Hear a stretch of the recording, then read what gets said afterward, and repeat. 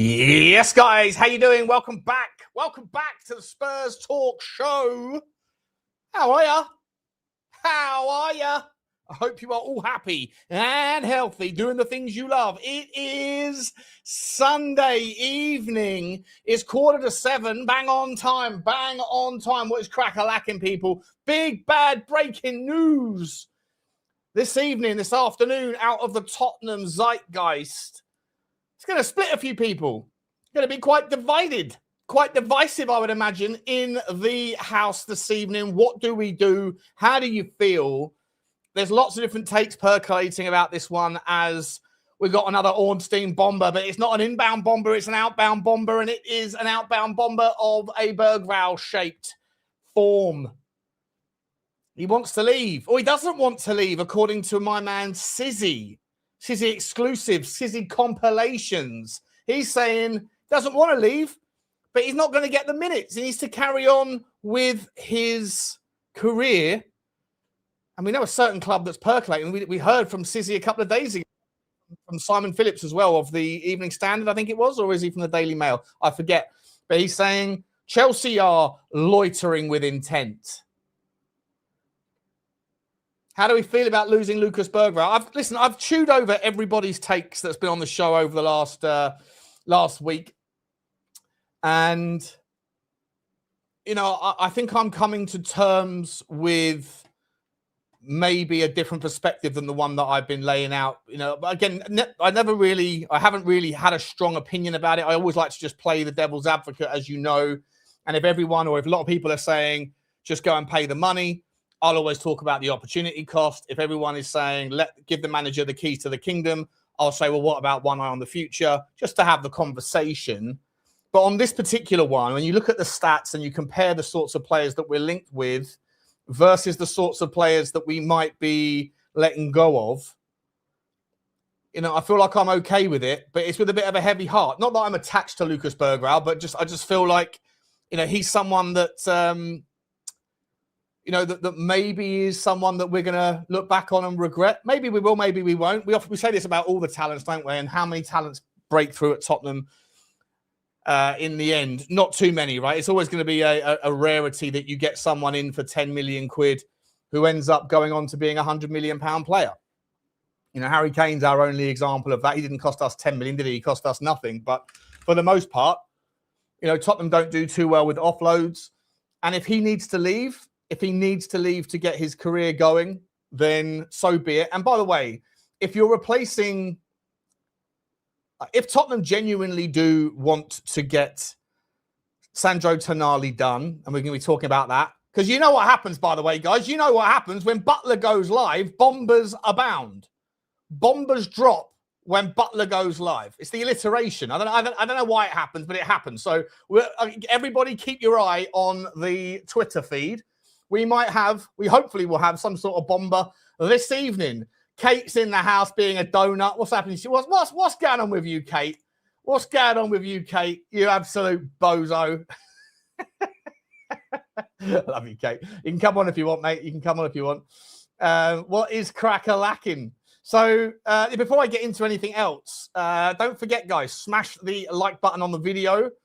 There's 500 people in the house and we've been going for 3 minutes. So quite incredible early access from you lot. We really appreciate the support. Hit the like button out, but just smash the granny out of it. You know, in the words of Danny Dyer, smash the granny out of that like button. Hit the subscribe if you haven't already. Notification button should be squeezed. Comments, they should be dropped thick and fast, as long as they're not comments like Kate's. You know, we don't need no Kate behavior. Winding me up. Winding me up. She knows. If she knows, she knows.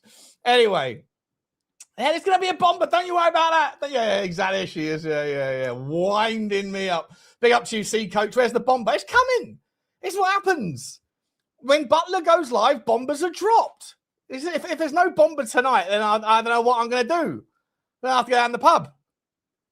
I'll probably do that anyway. Or maybe I'll just bring the pub to me. Speaking of which, it is just, guys, it's not even 7 p.m. yet, but I'm ready to go. I'm ready to have a slurpy wurpy.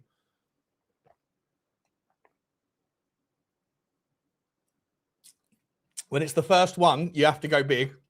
Almost makes your eyes water a little bit. Rat-a-ta-ta, people. Rat-a-ta-ta. Anyway, we've got to talk about this stuff, right? Because Tonali's on the inbound, we hope.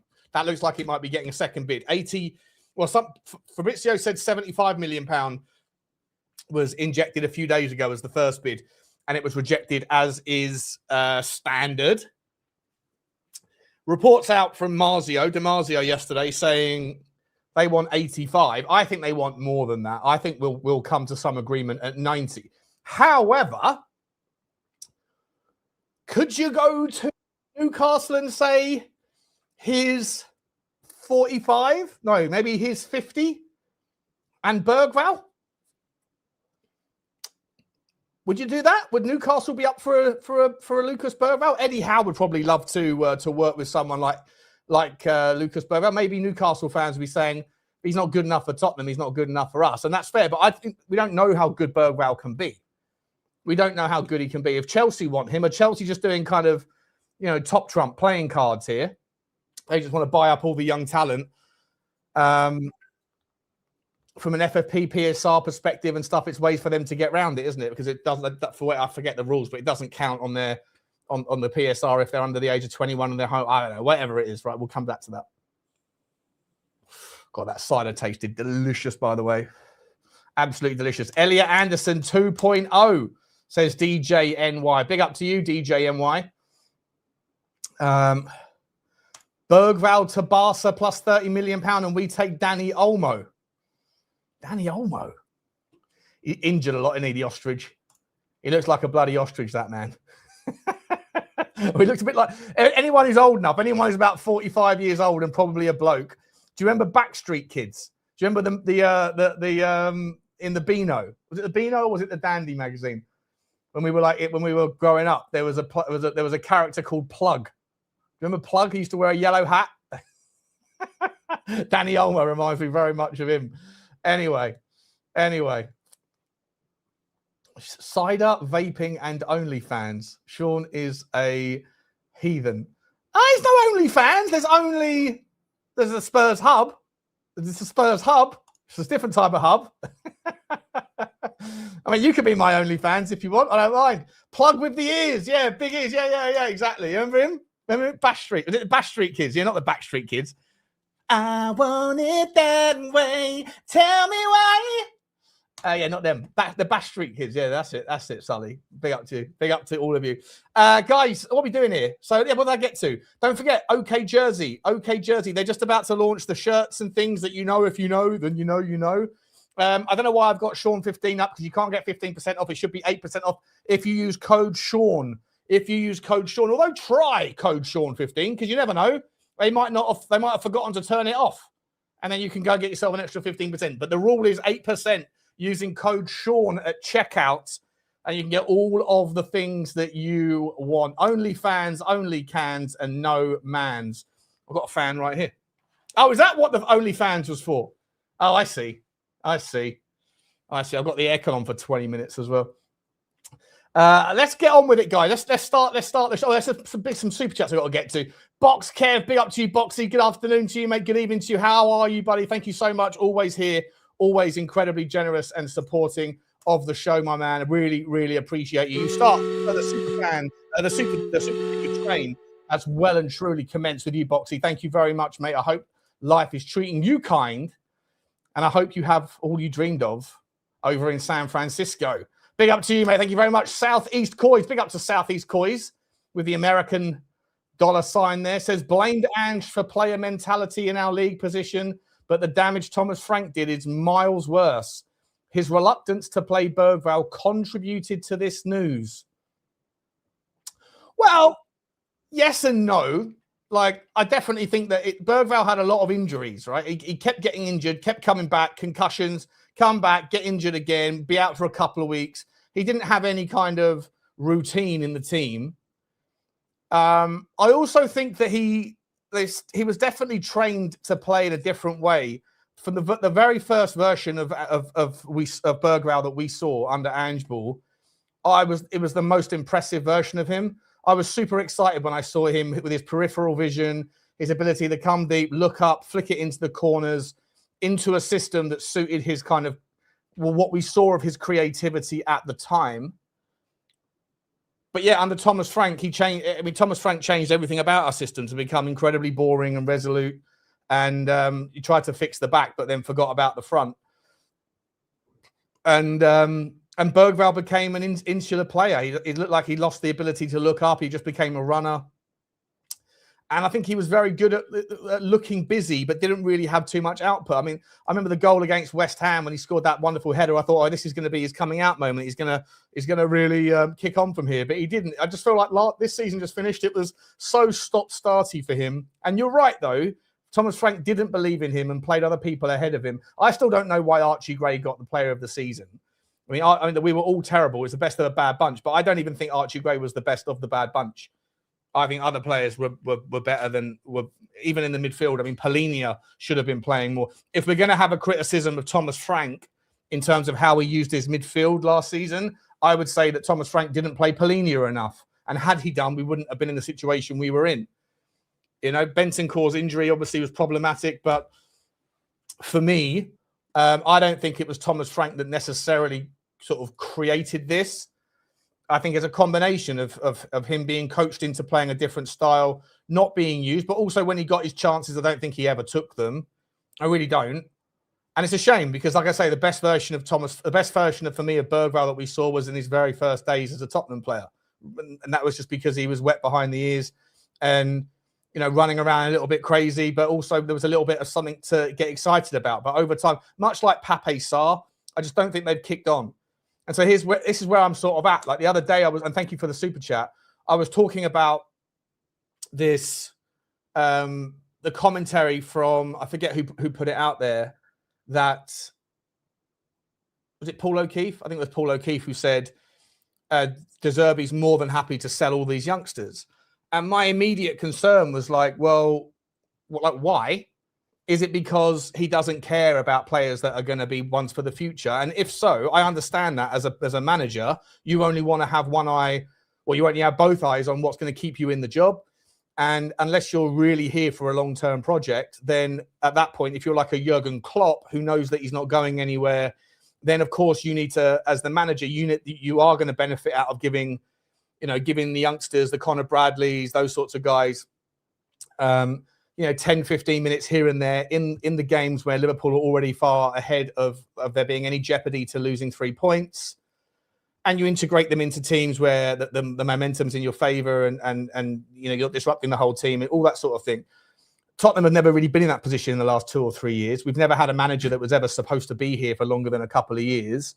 And so they were struggling the whole time. So why would they give a shit about giving, Williams Barnett minutes when they're, first of all, not in any position to do so, comfortably up in a game, and also you're helping out the next manager, right? You're not going to benefit from that stuff. Ange Postecoglou was right when he said, look, and that's why I always said before Ange Postecoglou was the guy, I said he's the guy before the guy, because I felt like Tottenham had pivoted to all of this youth, and the next manager, whoever it was going to be, it turned out it was Ange. Well, they weren't going to be ready, right? They weren't oven ready for that manager, but that's the way that Tottenham had pivoted so violently towards the pendulum shifting towards the youth. It wasn't going to suit the next guy. As it turned out, it didn't really suit Thomas Frank either, because Thomas Frank didn't use them in the right way. But it looks like we've now, once again, Tottenham are just pivoting entirely the other direction again, and going back to some level where the manager gets to say what he wants. And what he wants is not going to be too many 18-year-olds or 19-year-olds, unless they are superstars. Like if Tottenham could go out and get Yan Diomande, then I'm sure he would, because it's not the fact that he's young, it's the fact that he's ready.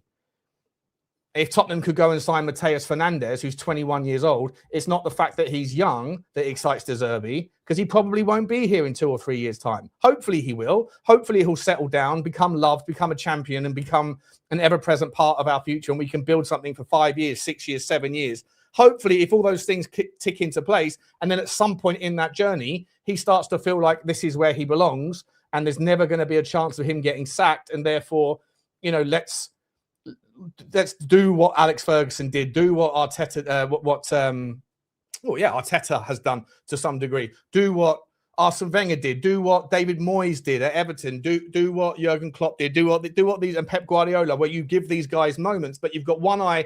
Most of your behavior is on the present tense, but a little bit on the future, because if you get that bit right, then you're going to inherit that stuff in a few years' time. But when you're only 2-3 months into your campaign and you have a manager who has shown absolutely no track record of staying anywhere to become part of the furniture, then all I was saying was I feel like there is a concern if you go out of the frying pan into the fire of just going from entirely youth-centric and basically not caring about the present, caring about the future, hoping beyond hope that the present tense doesn't create any kind of unbelievable vacuums of issues, which is exactly what happened. And now we've gone whoop right over there and go on then, De Zerbi, whatever you want. And what he wants is, as Paul O'Keefe said, I'm more than happy to see the back of Bergvall, Gray, Pape Sarr, Tel, possibly Odegaard. Although, I bet if Odegaard wasn't injured, I bet you he'd be on the to-go list. And my point was simply, when everyone's like, well, they're not good enough anyway, so fuck them. My point is like, yeah, but like, on if that's what we're doing here, we might as well fold the academy. Because if we're just going to employ managers that are here for a couple of years, there is a consequence to that approach as well. There's a consequence of the pendulum being entirely towards youth, and it clearly failed. And it looks like not only are we now going to re-pivot back towards some maturity, some leaders, some experience, and hopefully some things that will move the needle in the initial instance, but it also looks like we're completely unraveling that whole process.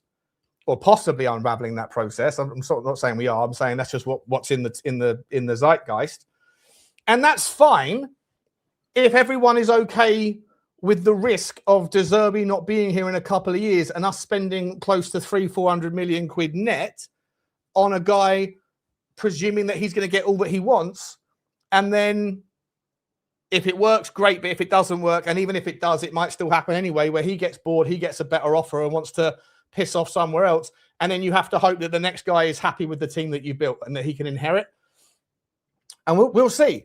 Where I'm comfortable, though, is with someone like Bergvall leaving. If that is not to fund Tonali, but if that's to try to fund Matheus Fernandes, then, again, De Zerbi might not care about his age because he's just deemed good enough. And the same with the Yandi Amandi, the same with the Savinho, whatever, right? Whoever if he doesn't care about their age, if he just cares about whether they're good enough and he thinks that they're fine, that's cool. But it also does leave you with a situation where you're selling one 20-year-old for 50 million quid in Lucas Bergvall and possibly going to use that money to fund Fernandes, who is 21 years old and a far superior player in basically every division. Right, every department of his game. Fernandes is I'll look at the stats later on in the show, but Fernandes kicks ass in every single department of his game. He's a better runner, even though he's not a runner. He's better at deep completions. He's better at progressive passes. He's better at assists. He's better at output. He's better at input. He's better at tackles. In fact, I think the only division that, from when I looked at it, that Bergvall was competitive, which is a weird one because you wouldn't think this, but interceptions and tackles per 90 that Bergvall played in the 25-26 season, he's in the 100th percentile on a per 90 basis, and he didn't play that many minutes, Bergvall. So, but when he did get his minutes, his actual interception and his tackles, which isn't necessarily the part of the game that I would really think to celebrate about Lucas Bergvall, but he actually was in the best percentages, the best percentile in the Premier League versus all other midfielders per 90 for what he did last season. It's weird, isn't it? So sometimes you look at stats and go, really? Do you know the amount of times that I've been building this data hub out, right, on for the thing, and I've seen some statistics, and I've gone back to Claude going, pretty sure there's an error, and it's like, what? And I'm like, I don't believe that Bergvall on a per 90 basis had the best tackles and interceptions across all in the Premier League. And we go and scrub the API, go and look into StatsBomb, and if if there's an error, it's in the data, not in the way that it's presented. It's quite weird. But you've got to trust the data, haven't you? You've got to trust the data. So what's this? Bergvall and 120 million for Fernandes, or just 70 million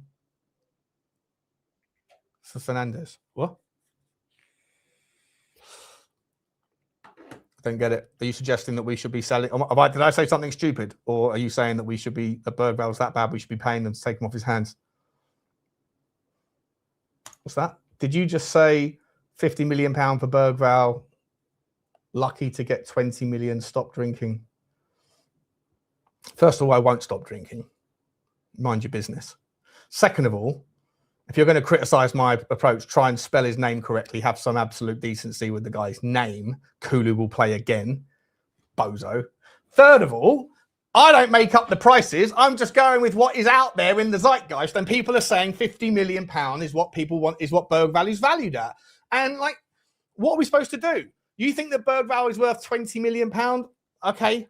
I'm glad you're not negotiating for us. I don't know what the right price is, but I don't know. Oh, Kate wants to come on.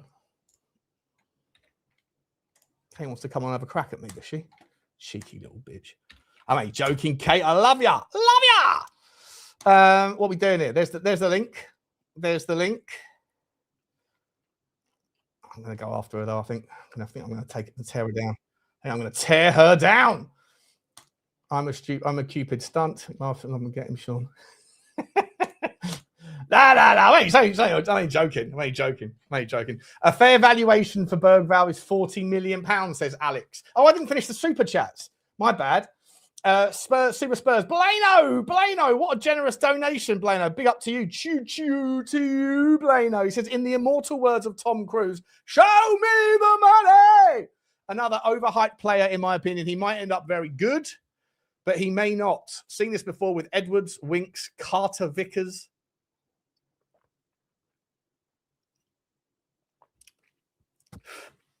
I don't disagree with you.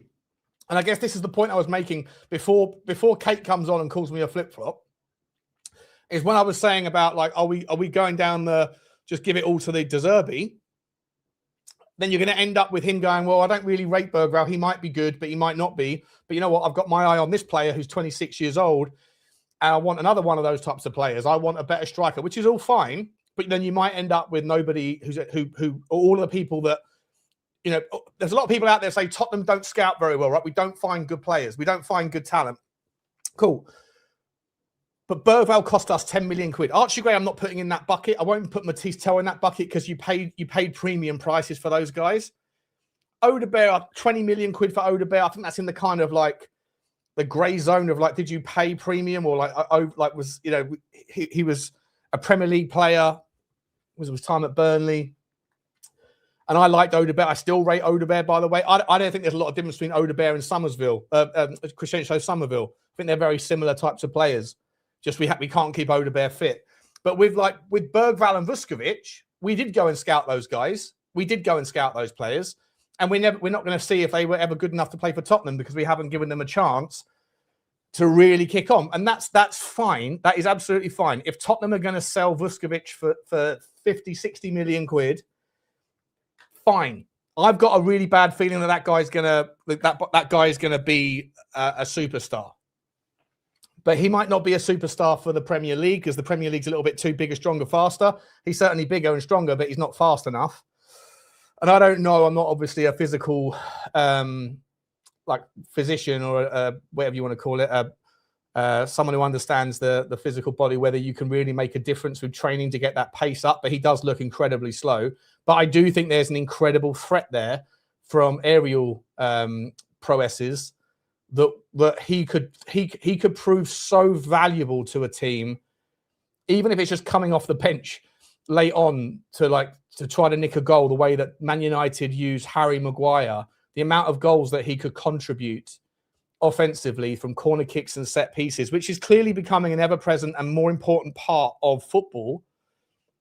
I just think with him that there's something there. I'd much rather sell Dragusin before him, Phillips before him. If we're going to do this whole, like, the youth team aren't really working and the youngsters, the fringe players go. But if Vuskovic wants to leave, if Vuskovic wants out, then hang on about what's you coming?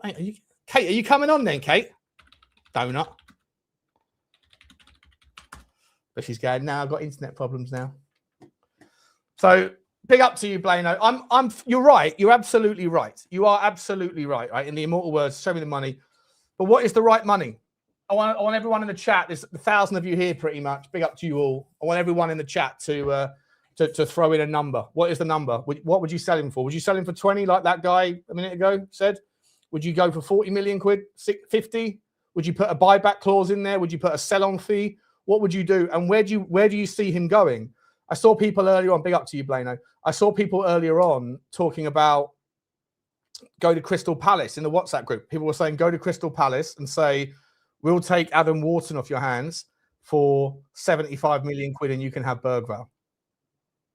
Would you do that? Would you do that? Let me know. Would you think Newcastle would take Bergvall? Would West Ham take Bergvall? Would Bergvall want to go down to the Championship for a season? That's an interesting one. Would you take Matheus Fernandes for 50 million quid and Bergvall? I think I would. I think I would. Is there a bomber? Where's the bomber? Let's find out. What's everyone saying? Selling Bergvall before Gray, Sarr, Gallagher. Laughing my arse off. Yeah, do you think Conor Gallagher might be on the exit? I don't think he will. I think Conor Gallagher will stay here this season. But where's he going to get his minutes? Is he going to get them?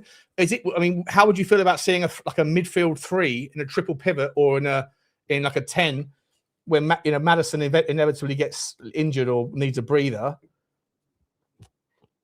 Of Tonali, Fernandes.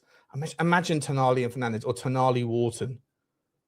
Okay, if you can bring those two in and they can stay fit. By the way, the most important signing for Tottenham this year, 100%, is a witch doctor to remove the curse from the medical team. Because if you bring in Tonali and he gets injured and does his ACL in the first week of the season, we're back to square one, aren't we? Same with any of the others. But yeah, a Gallagher Tonali pivot sounds good to me as well, by the way. Sounds really good. People were like, suddenly don't rate Conor Gallagher. I don't know what's changed. People rated him last year before he came, and he's come and now they're not so much rating him. Here's someone that I rate, though. Hello, Kate. Kate the Rate. How are you? I was playing Butler's Bingo. We've had pivot. We've had percentile. We've had cider. So, yeah, I was engrossed in my Butler's Bingo. So that's why it took me so long to come on. How are you? Good? Yeah, good. Thank you. Hot. How are you? Yeah, hot as well, mate. Hot as well. Hot as well. Happy Father's Day to all the dads out there and stepdads, by the way. Yes, happy Father's Day as well. Bugsy, she got me a nice present for Father's Day. It's just what I wanted. Another walk. That's it. Probably a few shits as well. A couple of shits I had to pick up. Yeah. Lovely. Lovely. Ungrateful little git. What are we saying about Lucas Bergvall, Kate? What are we saying? Are you on board it? Yeah, I said it last night. I'm not going to flip-flop like some people. Oh, here we go. I'm quite happy to let these youngsters go. And I get what you're saying about De Zerbi may walk away and, but you can't think like that. You've got to, if you're going to bring on a manager, you've got to invest in them fully. If he doesn't want Bergvall wants to go, see you later. So I don't rate Bergvall as highly as everybody else. So maybe it come good. But like I said last night, we have so many people say that these players are going to be superstars and they never, ever amount to anything. So I'm not hinging my my thoughts on that. Are you sad at all about like, not sad, but like, are you, because the initial story was he's asked for a transfer request, right? Mm-hmm. And I was like, well, what's going on? You've got all these players that seemingly want to come to Tottenham, but then you've got these young players that seemingly want out. But actually, let me show you on the screen, our friend, or not our friend, our everyone's new favourite, Sizzy, doesn't want to go. It's quite sad. He's been told that he's basically not in the manager's plans. And that's life, isn't it? And it's not on a loan either. It's not on a loan. He's not guaranteed minutes next season. It funds other moves. And it's a permanent deal. Where would is there any way you wouldn't want to see him go to? Chelsea. You wouldn't want to see him go there. No, just because I don't. I mean, I would rather he didn't go to a Premier League club, if you want to know the truth, like all our players, because just in case he does tear it up. But I agree with you. I think he will do better if he goes abroad.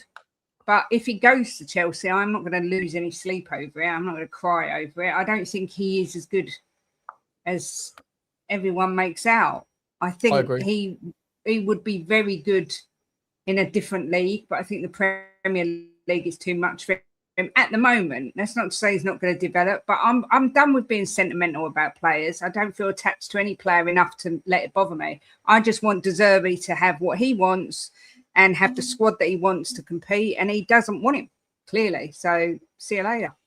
So if we sell Bergvall tomorrow, right? If Bergvall disappears tomorrow to Barcelona for 40 million quid, and then it turns out Tonali goes to Manchester City and Fernandes goes to Manchester United, and we're back to square one again, then how do you feel? Then I go, shoot, same old Spurs. Exactly what I thought would happen.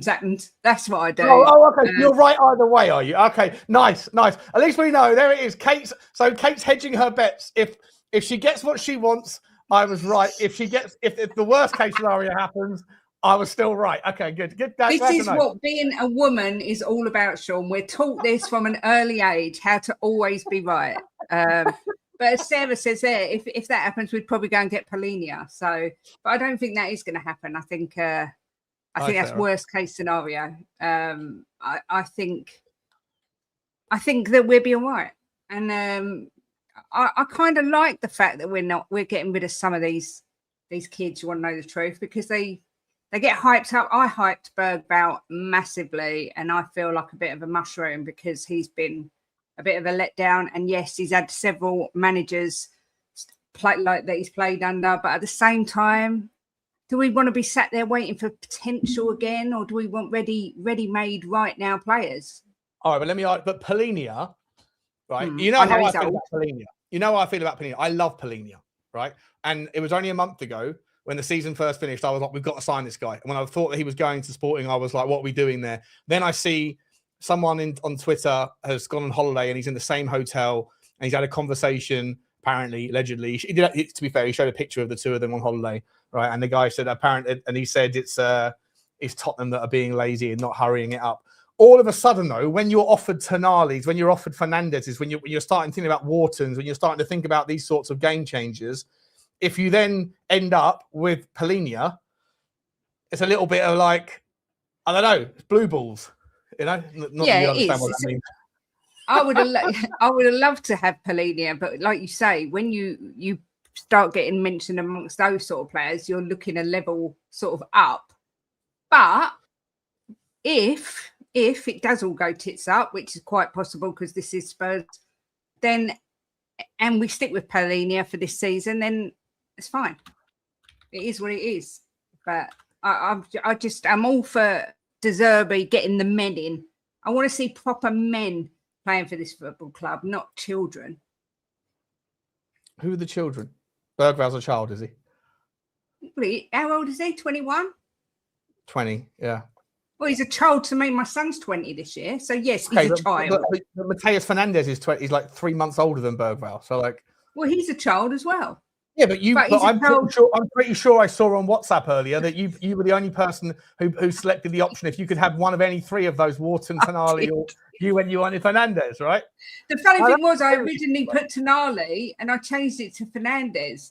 But part of me, the reason I changed it to I kind of changed to Fernandes because I want to shove it up Goldbridge's arse if we beat Manchester United to Fernandes. Yeah, so there was a bit of that. But and look, I know Lewis and all that, yeah? Yeah, exactly. I know he's young as well, but he seems more suited to the Premier League than Bergvall, in my opinion. So that's why. I have put the link out as well because You know, you said about it's a women's prerogative, so I put the link out. I don't think Sarah's been on the show before. So, Sarah, if you're watching, I have sent you a WhatsApp to see if you want to come on and join the party. And I promise I won't be as misogynistic as I traditionally might be accused of being. You don't care when I'm on, but when Sarah's on, you'll behave. There's something in that there. There's something in there. 100%. 100%.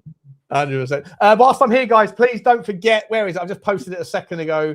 It should be there somewhere. Subscribe to Kate. There's 1,200 people, 1,150 people here right now watching. It's great to see. If you haven't already, get over to Kate and Jimbo. The link is right there. Please do. Just click it and it will open up another tab. Give her a little sub, a dub. Rub the sub, people. Rub the sub, which is 5 minutes can do. Just cooking. There you go for typical.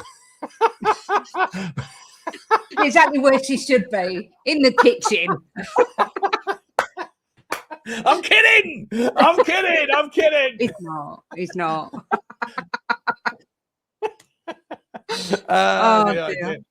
Let me ask you this though. So, is Bergvall the first name that you want to see out of the door?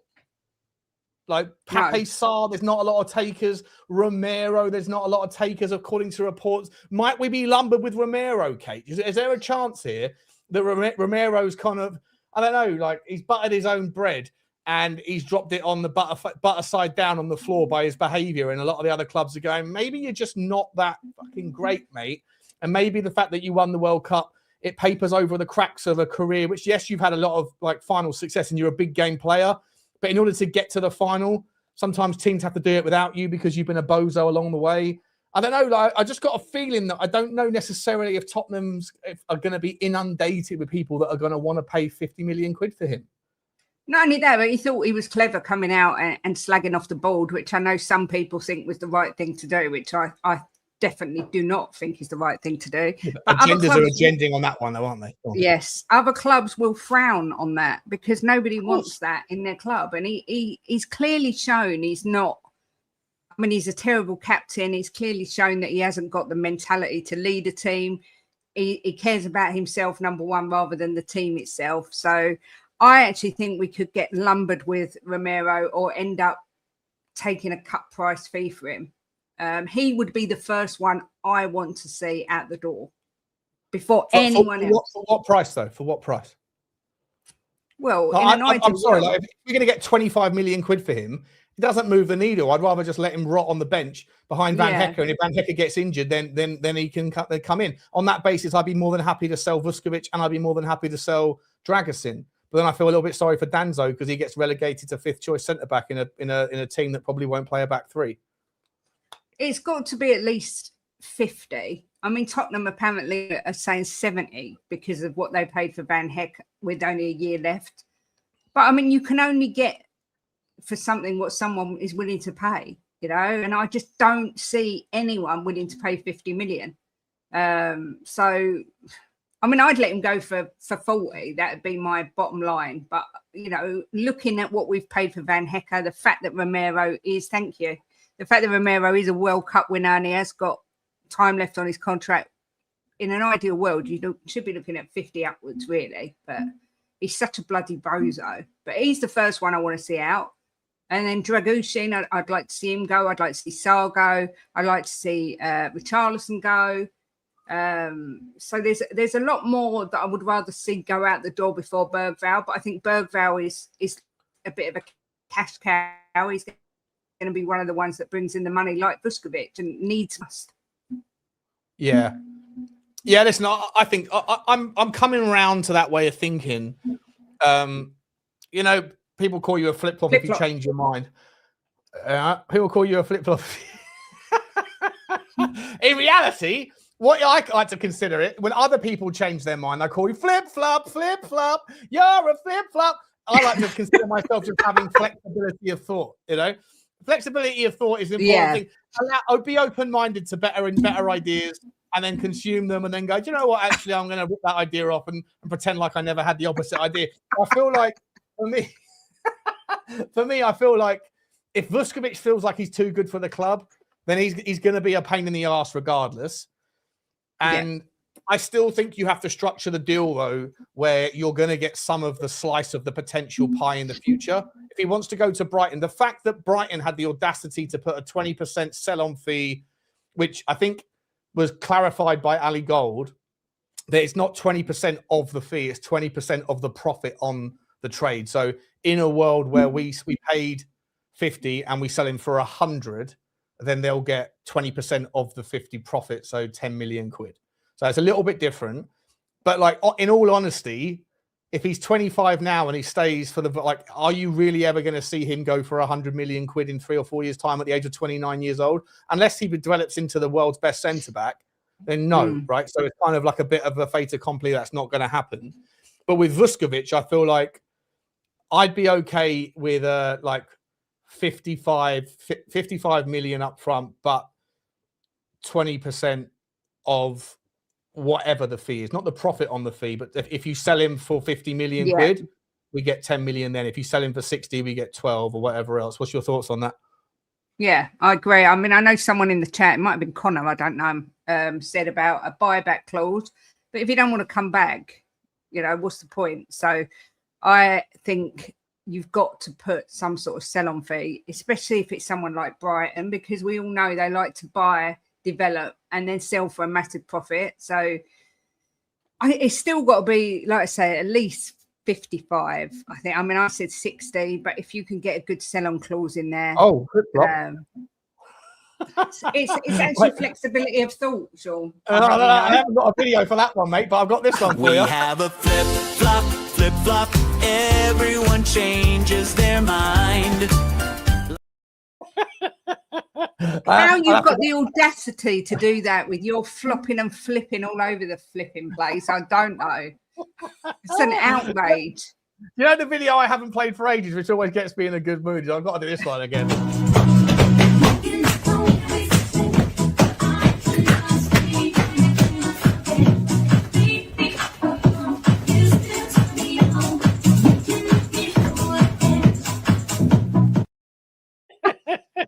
Every time I see it, I think of Jack Kinsky and Irish Dave Hotspur. Oh my God, too funny. Play the song, Butler. Play it again. That's what we used to do in January. All right, let's move on from the Vuskovic one. So 55, 50, sort of 50, 60, whatever, something around there, plus some sort of sell-on fee, so we're protected from future. Okay. And we know what we want for Romero. Next up on the list, Pape Sarr. Right? What do you think Pape Sarr is valued at? Because Transfer Market, believe it or not, have got him valued at 50 million quid, Pape Sarr. And I don't know. I don't know. Yeah, I don't know what that's based on. I don't know where they get their valuation metrics from. Bloody hell. I was thinking more 15, 20, if I'm honest. I don't know where 50 million comes from. Maybe if they're going to have him run the 100 metres or something. But, I mean, 20 mil, maybe. Again, I don't know. Would you take less than 20? Would you take 15? Yeah, I would. You would, yeah? Yeah. Because I just don't think he can cut it. He looked so good in pre-season. I was really excited about Sarr this year or last year. And then he's shown absolutely nothing. And, yeah, I just think we need to have a good old clear out. So, yeah, I would. I'm with Fiona. We're women. We're savage. It's as easy as that. Just cut them out and get rid of the deadwood. Lent into your microphone. We are savage, ladies and gentlemen. Savage. That's my OnlyFans voice. Nice. I definitely want to start a website called OnlyFans. You know, just where you get drunk on stream. You just sit there and get absolutely smashed out of your skull and then just talk bollocks. Welcome to the Spurs Talk Show. You do that every show.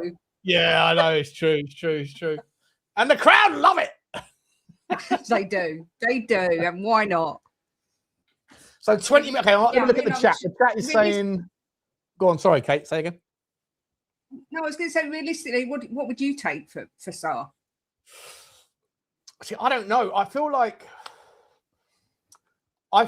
there is a player in there, and I actually like at times I think that Pape Sarr is the perfect guy to bring off the bench in certain game state situations, and like there's situations where there's nobody else that would be better to come off the bench to see a game out than someone like him who can sniff out the danger. His ability to interpret the game, to anticipate where it's going to be, to cover those blades of grass, and to win the ball back is superb. It's just he's absolutely diabolical at passing the ball. Diabolical. And so many times last season, and under Ange, by the way, so many times we got ourselves caught in hot bother because everybody was piling forward with him at the helm with the ball, and then he'd give it away sloppily, and then we'd get transitioned on, and then people would blame Pedro Porro for being out of position in the transition, but it was because Pape Sarr gave the ball away sloppily.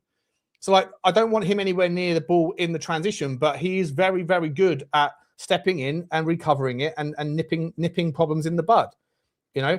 But I don't think you, like, if he hasn't worked on his passing game or his temperament, his ability to calm down when he's got the moment, and this is like 3 years now we've seen it, then I feel like you've got to let him go. But I think the right price for him is probably, about 25 million quid, something like that. 20. I think under 20. I think in this market with the amount of money that's flowing around, I think you're taking the piss a little bit less than 20, personally. How long's he got left on his contract? I don't know. Do we know? I should have checked, shouldn't I? I should have come in with the facts.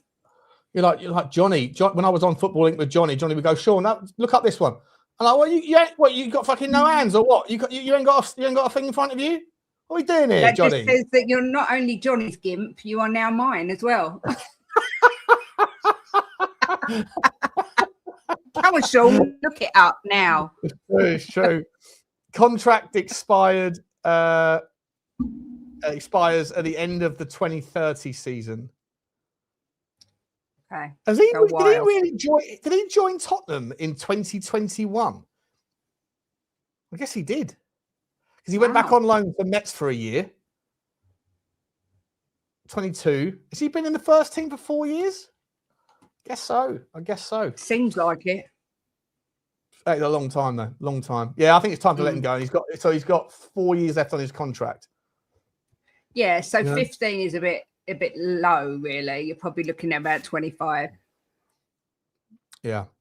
A couple of super chats. Big up to Chudini with a super sticker. Choo to you, Dino. Always here, always supporting. We appreciate you very much, my man. Very, very cool of you, buddy. And Bungle's in the house. Big up to Bungle. Oh, zippy. £2 super chat, but not said anything. Big up to you, Bungle. Appreciate you, mate. Thank you very much indeed, Bungle. And Matt C over in Canada says, I think we should sign Johnny as DOF. He knows everyone 2 years before they are big time. Also, this year has to be the year to go all in, one game a week. Now, look, in Johnny's defense, when you have a football channel like Football Inc., like, you do spend a lot of time like having to look up players that are linked with everyone so that you can form an opinion before a show. And so you do broaden your football knowledge. I can attest to, using the amount of players I'm now familiar with because of accessing the Y Scout that I probably wouldn't have found just through normal research, but because they're linked to someone at Brighton or whenever we were doing the full kind of thing. I think that's it's a part of the consequence of being a football content creator. If you take it seriously, if you want to have a decent opinion, then you need to go and look into these players. So I'm guessing you're taking the piss a little bit there, Matt, but I think that's a little bit harsh, to be honest. I love Johnny to pieces. We won't hear any bad words. The only people that are going to say bad words about Johnny are me and occasionally Kate and maybe this girl who's walking in to make her debut on the show. Hi, Sarah. How are you? Big up, guys. I haven't got any echo, have I? I've got headphones if you need. No, you're fine. Absolutely fine. It's fine. Big up, guys. I thought I'd join Kate. We need to get some spring cleaning going, guys. That's what we know how to do. Get a clear out, Make sure it's done properly. Make sure it's done properly. None of this half-hard. We're going to just sort of keep things for the sake of it.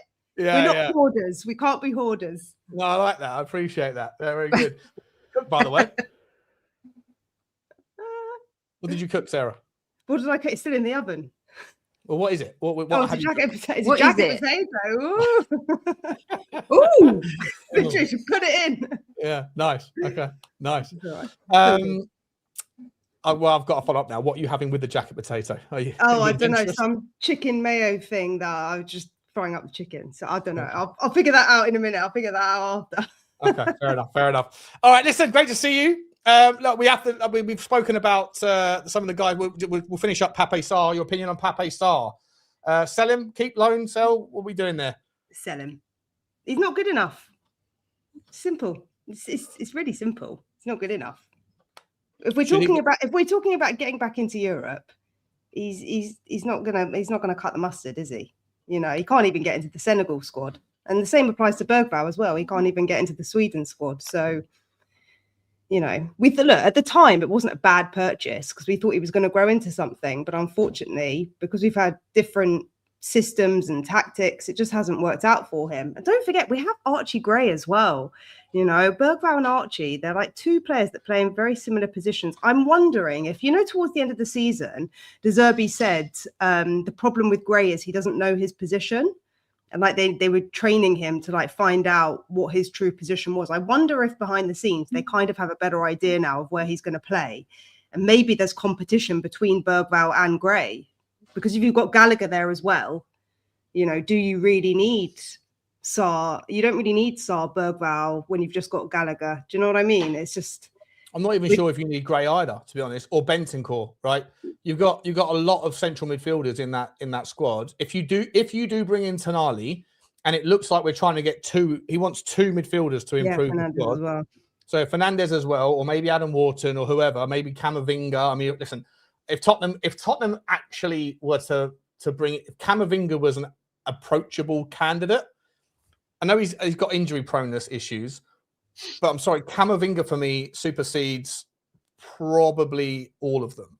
I think Camavinga, when he's fit, is an unbelievable player, and I think he probably wouldn't cost that as much as the others, right? Because Real Madrid look like they want to sell Tchouaméni and Camavinga because Mourinho wants something else. I don't know what he's looking for. But either way, I don't expect that one. Either of those two are probably just dream world stuff. But if Tottenham... We are in dreamland, though. We're in We're in Roberto's dreams right now, aren't we? He said, if we get the squad of my dreams, we are in dreamland. This is what's unraveling right now, isn't it? So yeah. It's nothing. Okay, if we were to sign Fernandez, let's keep it the two main targets, Fernandez and Tonali. If we were to get both of them, then I think we're all okay with selling Bergvall. We're all okay with selling Sarr. Bissouma's gone, so that's Bissouma's gone. Palhinha won't come. Right? I think potentially Bentancur could go. Silence. No, but I'm not saying. Look, I think. I agree because I don't think Gallagher's going. I think Bentancur is definitely our best midfielder that we have for sure, but in that position. And he did renew a contract with us last year, but he might not go this window. It might be next window, but I don't know if he's going to be long term. What's that? Princess Kate and Lady Sarah. Sorry, I was blowing Shem a kiss there. No, because you don't need all. Well, you do need experience, but I think I've got a feeling Bentancur might be on the list of like, you know, he's international. We could probably get a bit of money back for him as well. He's not first out the door, and he's probably wanted as a squad player. But realistically, it's a bit like, you know, sort of Vuskovic-Danso situation, isn't it? And the other moving piece that you have to this as well, realistically, is if you're also looking at doing a back three, and we do because he did say switching formation. So there is a world in which we sometimes do a 3-4-3, in which case you want to mix it up again. So you could have a situation where you do have, I don't know, well, could you have Bentancur, Bergvall? No, not Bergvall, sorry. Bentancur and Gallagher. And we don't know what's happening with Kudus as well. Kudus is staying. But I know sorry, not Kudus. Sorry, I'm thinking Kulusevski. I'm thinking Kulusevski. Where's Kulusevski going to play? Is he midfield? Is he more wing? I think if we see Kulusevski playing in 2026, I'll be incredibly surprised. Do you know what I mean? So then you've got another question mark over that as well. So I think it's a moving target. We definitely need two players in each position that's better and an upgrade on what we have now. So Sarr definitely goes, but if the money's right, Bergvall goes. And yeah, let's see whether we can actually. Bentancur just signed a new contract though, Kate, right? And a lot of people thought he was signing a new contract because people were like, oh, it's just to protect us, you know. But then if you're protecting the football club, you're basically you're screwing over the player because whatever, if the player's going to leave anyway, I never understood why it was that Sonny signed a 1-year extension just so that LAFC would pay us 20 million quid. Because if he hadn't done it, like he would have got that 20 million in a signing fee. So I don't really understand. I never understood that logic. And he's just a loyal guy, and maybe money doesn't mean that much to him. But if Bentancur signed a new contract last summer, people would think, oh, it's just to protect Tottenham. We'll sell him in the summer anyway. Maybe we will. But actually, I don't know. I feel like he was quite meaningful in us staying up. His performances in the last week or last few weeks were pretty important, right? Things have changed a lot, though, since he signed that contract, surely. We've had like 2 managers since then, and now we're on to De Zerbi. So this is a risk that you take if you sign a new contract. You know, a new manager's come in and might not rate him or might want to improve on him. And it's just the name of the game, isn't it, really? It's not, you know, if De Zerbi doesn't need him, he's access to requirements, then he's going to get sold. And the fact that he signed an extension or whatever it is means that we'll probably get more money for him. But he was pivotal. There's one of Shawnee's bingo butlers words there in keeping us up this year. So there we go. Yeah, the word I haven't said is specificity. I haven't used that one for a little while. Your new word is percentile, and it drives me insane. I hate that word. I've never heard that word till you said it, Sean. I've never, ever heard the word. Even at school, it was just percentage. And now everything is percentile. And everyone's freaking saying percentile. And it's driving me insane. You know what it is? I do feel like my footballing opinions have absolutely zero influence on anybody. But sometimes the words that I overuse, they do slip into the narrative. Percentile's one of them. No one knows what it means. I'm not even sure I do, but it's become a thing. Bozo, donut, those things get overused now by a lot of people. Sorry, Sarah, it looked like you were about to drop a bomber. You were like, you were. No. I was just looking. The contract's 2029, so he's got 3 years left. That was the extension, Bentancur. Yeah. I'm just wondering. Like, we're just assuming he's going to stay. Like, he's at the World Cup as well, you know. So he might be preoccupied with that. His name hasn't been in the mixer because he did finish the season really well, and ideally Bentancur would be a squad player that you would keep. But the question is, obviously, you need to make space, right? If you're going to bring in better players, you've got to make space for them. So, how many midfielders? We need 5 central midfielders, right? And you're thinking Bentancur is one, hopefully Tonali's another one, maybe Fernandez is a third, Conor Gallagher's the fourth, and then Archie Gray. So you want Archie Gray to stay, yeah? We still need to build. We still need youngsters to build and progress the squad for like long-term vision. Because you've got the imminent. Sorry, that's my oven. But you've got like the next 3 years, and then you've got like long-term planning, right? So you can't get rid of all of the youngsters at once. You do still need some squad depth, and I do think that Gray's ceiling is higher than Bergvall. I wasn't sure, but having seen Bergvall at this World Cup, and also the fact that Ayari is starting over him, I just feel like Gray's probably got more of a future. And he's also English as well. That helps as well. Gray didn't make the World Cup either, did he? Yeah, but there's more competition in the England squad than there is the Sweden squad. That is true. You know, he's not going to get in over Declan Rice, is he? Do you want to take your potato out of the oven? I'm just going to turn it off. Look, carry on. All right, let's. Oh dear. Let's move up the pitch then, right? Let's move up the pitch because we haven't really got down. We haven't got into any. There's no bombers. There's no news. There's nothing going on around the striker market, around right wingers. There's a lot of left winger noise. Savinho, though, has gone a little bit quiet. Now we're starting to hear a bit about Cody Gakpo. And by the way, all you lot in the chat that were calling me a donut for suggesting Cody Gakpo, and then I said it the morning after Cody Gakpo's first Dutch game in the World Cup where he had a stinker. You were going, Butler, did you not watch the game last night? Gakpo is so predictable. His game's been found out. I was like, has he? Has he really? And then, of course, after the second game, when he puts in an absolute bomber, gets a brace, those same names, and don't think I didn't notice you lot in the chat. Don't think I didn't see the same name calling me a bozo a week ago and now going, no, we should sign that Cody Gakpo, absolute baller. I can pay attention. I keep the receipts. Don't forget. What are you saying, ladies? Cody Gakpo, Savinho, Abdi El Zalazouzi, whatever his name is from Betis. My man Johnny looking at that Saeed El Mala. He's fallen in love with Saeed El Mala. It's his new catchphrase, bingo word. What are we saying? Where do you want to? Well, what about Crescenzo Somerville? Do we really want to go and just fill the team with Dutch players? What are we doing here, guys? What are we doing here? Well, I think Gakpo is going to be too much because the rumours are Liverpool want 70 mil. I think Savinho's too much because I don't think he's worth what Man City want for him. I actually like Marla as well. I'm with Johnny. I think he looks quite exciting. But nobody has really come out and got the juices flowing for me. I've got to be honest. There's no one where I've gone, oh my God, yeah, that's the guy that I want at Spurs. So I'm just taking in all the names and seeing what's left. Malik Fofana's another one. Somerville, I'm not sure. I'm just not sure because I see glimpses of him and I think this kid looks good. And then other times I'm like, so I've got to be honest and say no one is really jumping out at me. But if I had to pick one, it'd be that El Marla. Okay. He might go to Dortmund though. He might go to Dortmund. I don't know. I don't know if he'll go to England. Yeah, I don't know. I'm not sure either.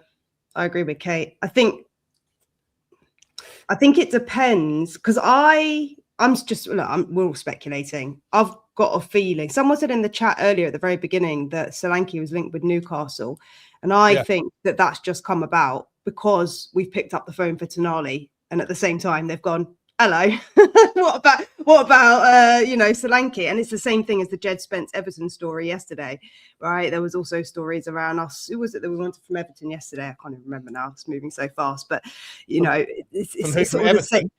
Who was it yesterday? Who was it? Dialli. What's his name? Endai, that guy.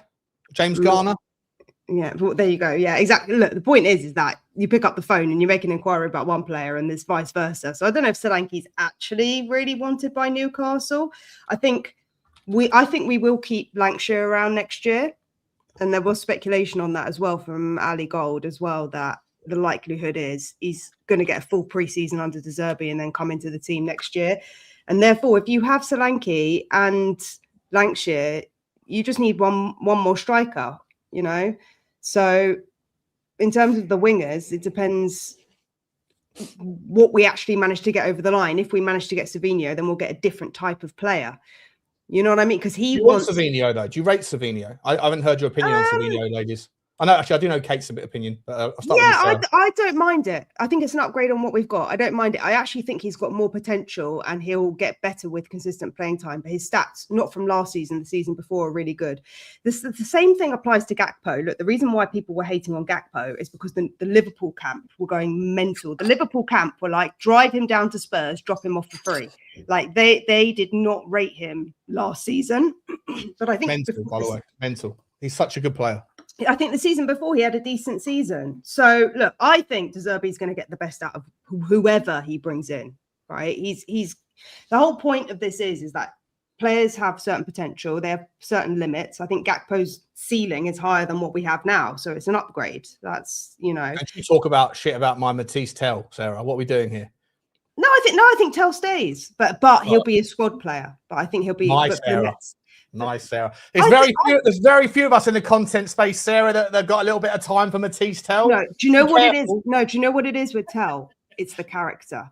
It's the character. Look, we have Vuskovic saying he wants to go and play first team minutes without earning it. And then you have someone like Tel, who has waited his time, was put in a very awkward position when he first came in under Ange, had to play first team minutes because Sonny was injured, thrown in the deep end, jumping into the stands, trying to get fans on side. He's really passionate about the club. And there is obviously speculation that he goes. And I think that's because he's wanted. He's wanted around Europe, maybe not by the Prem. So I think what he's shown character-wise is that he looked very lively. And when he was out of the Champions League squad, he stuck around. You know, he did all the training. He wanted to be part of the squad. And that shows character. And I think De Zerbi is the kind of coach or manager that wants players who want to play. He said at the end in his press conference about Jed Spence, didn't he? That Spence went into his office and was like, I'm here. I want to play. And I think that's what he wants to see. You know, players with the ambition, the hunger to actually do it. Someone like Vuskovic, who is demanding first team minutes. Well, if that's the case, back yourself. play and prove that you're first team worthy. So I don't know a year ago, he said I wasn't Premier League ready. I want to leave. Then it was I want to play with my brother. Now it's I don't want to play it. I said this. I hate doing the I told you so thing. But sometimes you have to remind people what you said, because when it comes to the things that you said that end up being like shit, no one forgets those things, Kate. No one forgets when I called out Gift Orban. That was 4 years ago. People are still reminding me about Gift Orban, the gift that never gave. And the same with Santiago Jimenez, right? So I wouldn't be so occasionally required to remind people about what I said that I was right about. If everyone just let the Gift Orban go, let it go, people, okay? But you won't let it go. You won't let it go. So I have to remind you that what I said about Vuskovic is he's going to be the greatest player that's never played for Tottenham, the greatest player we've ever had that will never play for Tottenham, and that he doesn't want to be a Tottenham player. It was so obvious to me for the last 2 years. He doesn't feel like he's attached. Before we get on to Vuskovic again, I want to get your take on Tel, Kate, because I want to update. I want to get an update where you're at right now. I want to point my fucking finger at you at you, because I'm in one of those moods now. That side is really that way. Which way am I pointing? I'm pointing it both directions. Jimbo and I both like Tel. Yeah, I always stick up for Tel. Jimbo's the same. I think there's a real player in there. I agree with Sarah. I think he's got the right mentality for the derby. He works hard. I think he will be a squad player, but I think we've got to keep him. I know a lot of people, he seems to be you either like him or you hate him. There's no sort of in between.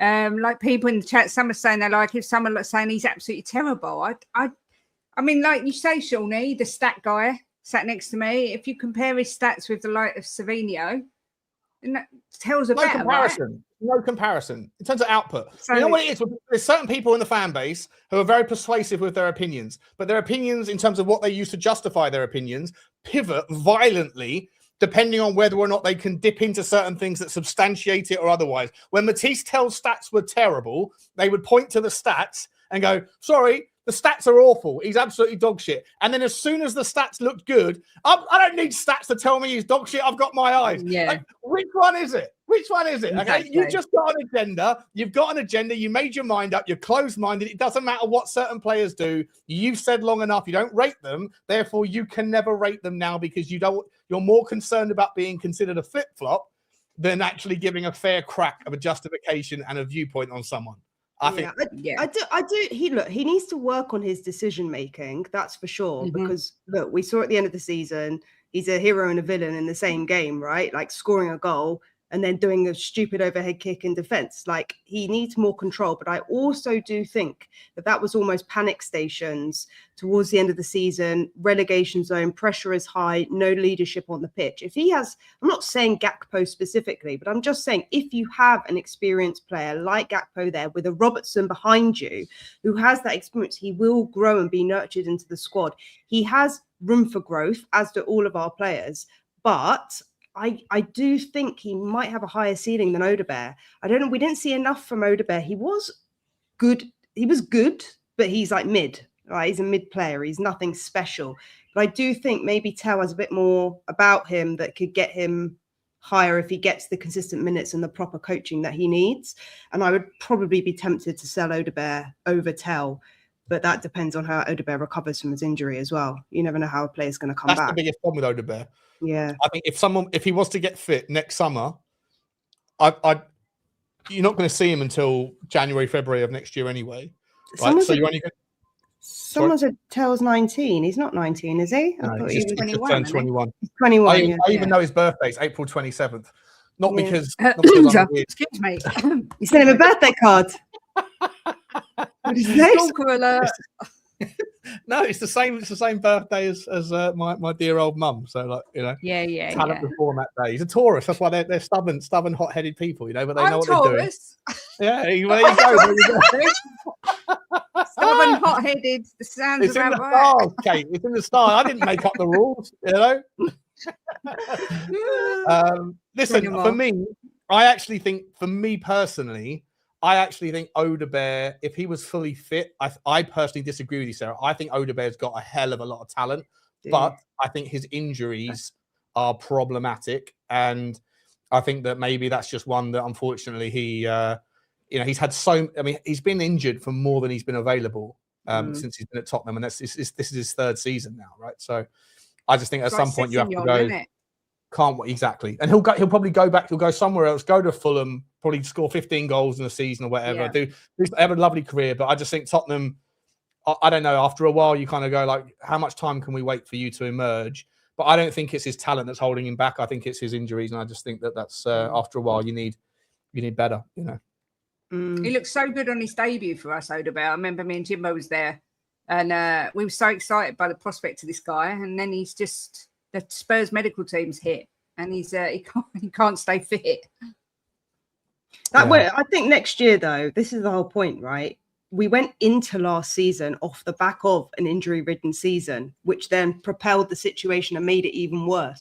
The whole point is now, if we have 2 fit players, okay, we've still got Udogie in the team, okay, but if you have the rotation, you've got Jed Spence, you can play Robertson, then you alleviate that pressure on the players, and we've only got 1 game a week. So realistically, whilst the training might be more intense, I would expect that we see less injuries next year. You know, we would expect that. So hopefully Udogie can get a full season, same as Solanke if he stays, question marks. But, so maybe Odegaard long term, if you have got Kudus, I don't know, because Johnson was playing when he was here as well. So, yeah, maybe he's just been unlucky.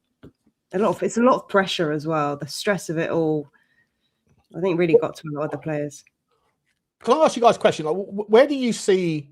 I want to sort of merge a couple of conversations into one, because I tried to bring this up yesterday, Kate, but there was 10 of us on the screen, and I think you got sidetracked, and I ended up getting a little bit bolshy with my opinion about Daniel Levy, screaming and shouting, going, anyone who disagrees with me is fucking wrong, right? I know, I was there. I didn't mean that. I watched it back, and it came across like I meant it. It was a joke. It was obviously a joke. But with the whole, like, the fan base are starting to believe that something is changing, right? That you can see it, you can feel it. There's still the people that are like, I'll believe it when I see it. Yeah. But those people are the people that are traditionally like, fuck these owners, get them out. Like, but they've sort of parked that narrative to now it's like, well, it sounds good, but we'll see it when they lift the shirt, which is fine. It's like a temporary shift. You can feel, though, that there's a little bit more general energy towards something's different. And then you get the Daniel Levy the statement coming out where he, got outed by Simon Jordan or the other guy on TalkSport saying he got his pants pulled down, all that stuff. And again, and then I see the same people that hate Daniel Levy on Twitter and people in the WhatsApp groups that have got their opinions on Levy and they're very close-minded about it. And just like I'll defend him where I can, I feel like there's people that will launch onto any opportunity to say, see, this validates my point. The guy's a tight, cheapskate, whatever. I don't think having an opinion about a player, whether or not he was overpaid, proves anything. But there's certainly something different about Tottenham. And of course, at the same time, his absence from the decision-making processes allows for that conversation. Was the difference him not being there? Or was it that his absence and then the threat of relegation that would have cost Tottenham hundreds of millions of quid, and the younger version of the Lewises are now sort of going, let's learn our lesson. Then you've got the other thing going on in the background that may or may not be true with regards to the Wing Fi and the Brooklyn Eric. And that whole story's weird that they came out with a statement saying that they're now a partner of Tottenham, but then it was pulled back. And then you haven't heard anything about that for the last 3 weeks. Like, what is going on at Tottenham? Like, you would never make that statement unless something was going on with regards to those people. Brooklyn Eric and Wing Fi and that whole 8 Sports Capital, whatever it's called. And then, of course, there's money that's probably looking to be spent, but yet we don't have any evidence of the money being injected yet. And, of course, logically, you wouldn't announce the money being injected until after the fact because you'd ruin your own ability to have leverage in negotiations. So, like, where do you guys sit? I'll start with you, Kate. Where do you guys sit on what is going on in the background at Tottenham? Who do you blame, or who do you give credit for this newfound, quote unquote ambition? Is it all smoke screens? Are we going to end up being disappointed anyway? Has anything changed? And if it has, what was the motivation for it to change? I think, first of all, Daniel Levy has got many, many faults. I would have said this yesterday, but I couldn't get a word in edgeways. So I just sat quietly in my little corner while you all shouted at each other. But at the end of the day, it was never his club.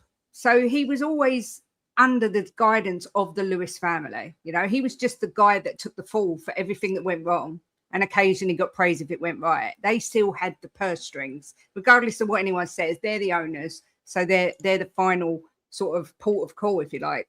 However, I think the fact that we was a whisker away from being relegated has actually made this ownership sort of stand up and take notice, because they've got a cash cow there. We all know they've got a cash cow there. They're business people, whether you like it or not.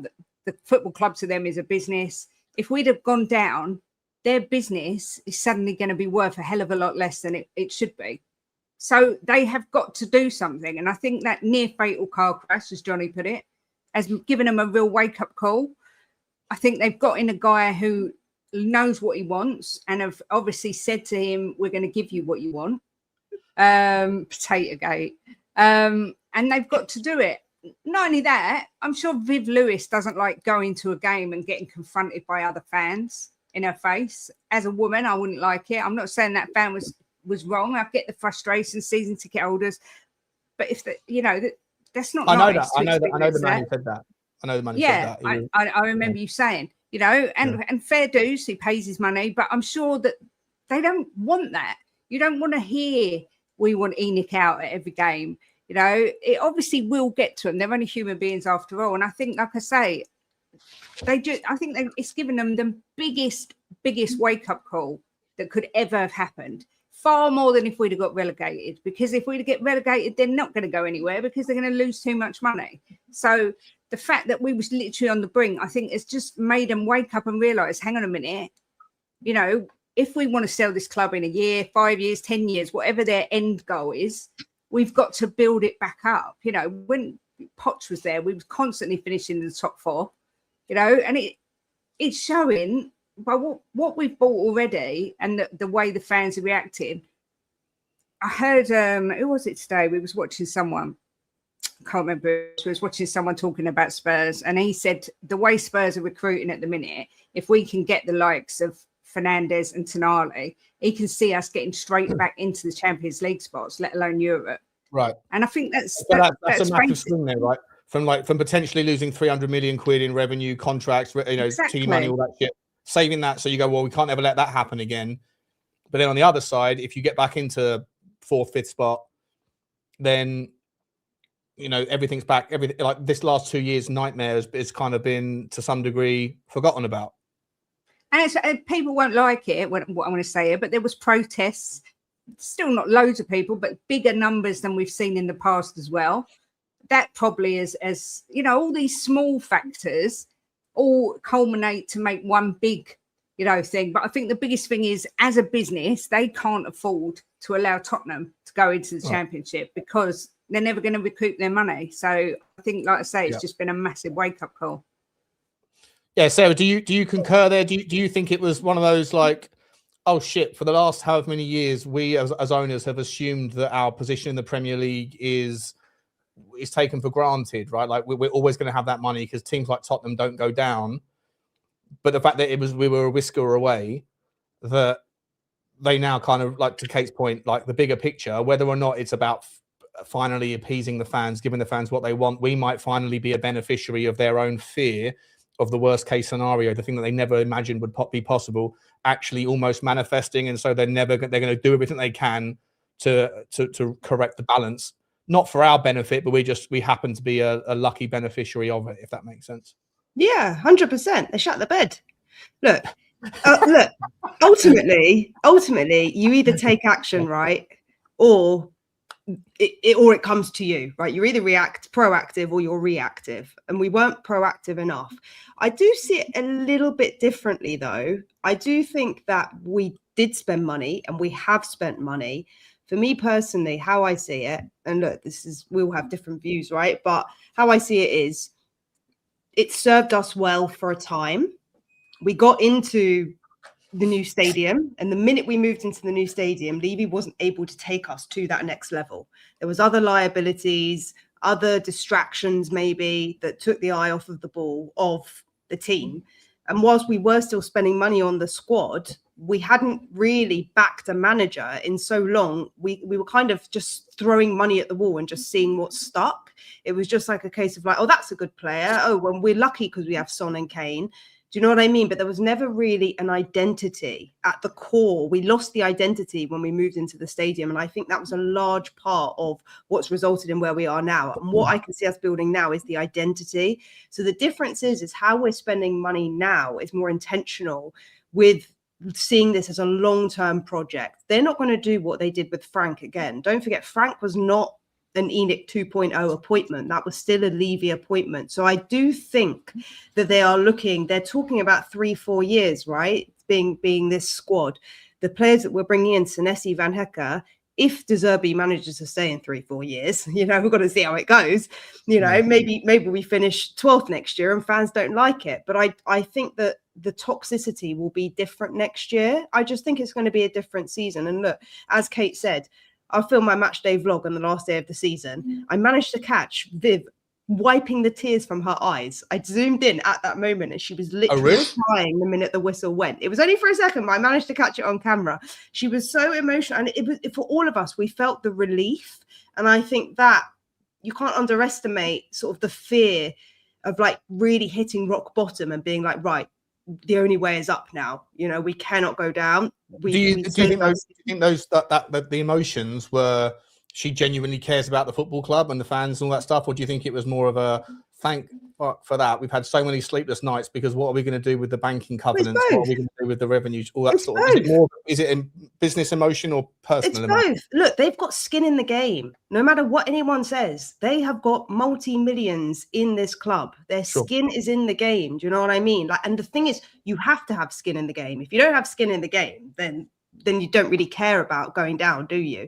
So that is why them doubling down and putting more money into this summer is going to be crucial, because then they're showing their hand, and then it's down to De Zerbi to deliver. They can only buy the players. It's down to De Zerbi and the players to prove the point, right? That. Do you see what I mean? Yeah, of course. Yeah. The other thing that I was also thinking, and I said this in the video that I published literally like an hour ago, spoiler alert, but one thing I said was, money is the exchange of value, right? And the way that Levy operated was at the end of the window, what we're seeing now, right? 5 top midfielders, Scott, Fernandez, Wharton, Anderson, Tonali, they're all in the conversation of big 6 clubs want them, right? It's the midfield reshuffle of like the top 6 teams going in for these midfielders.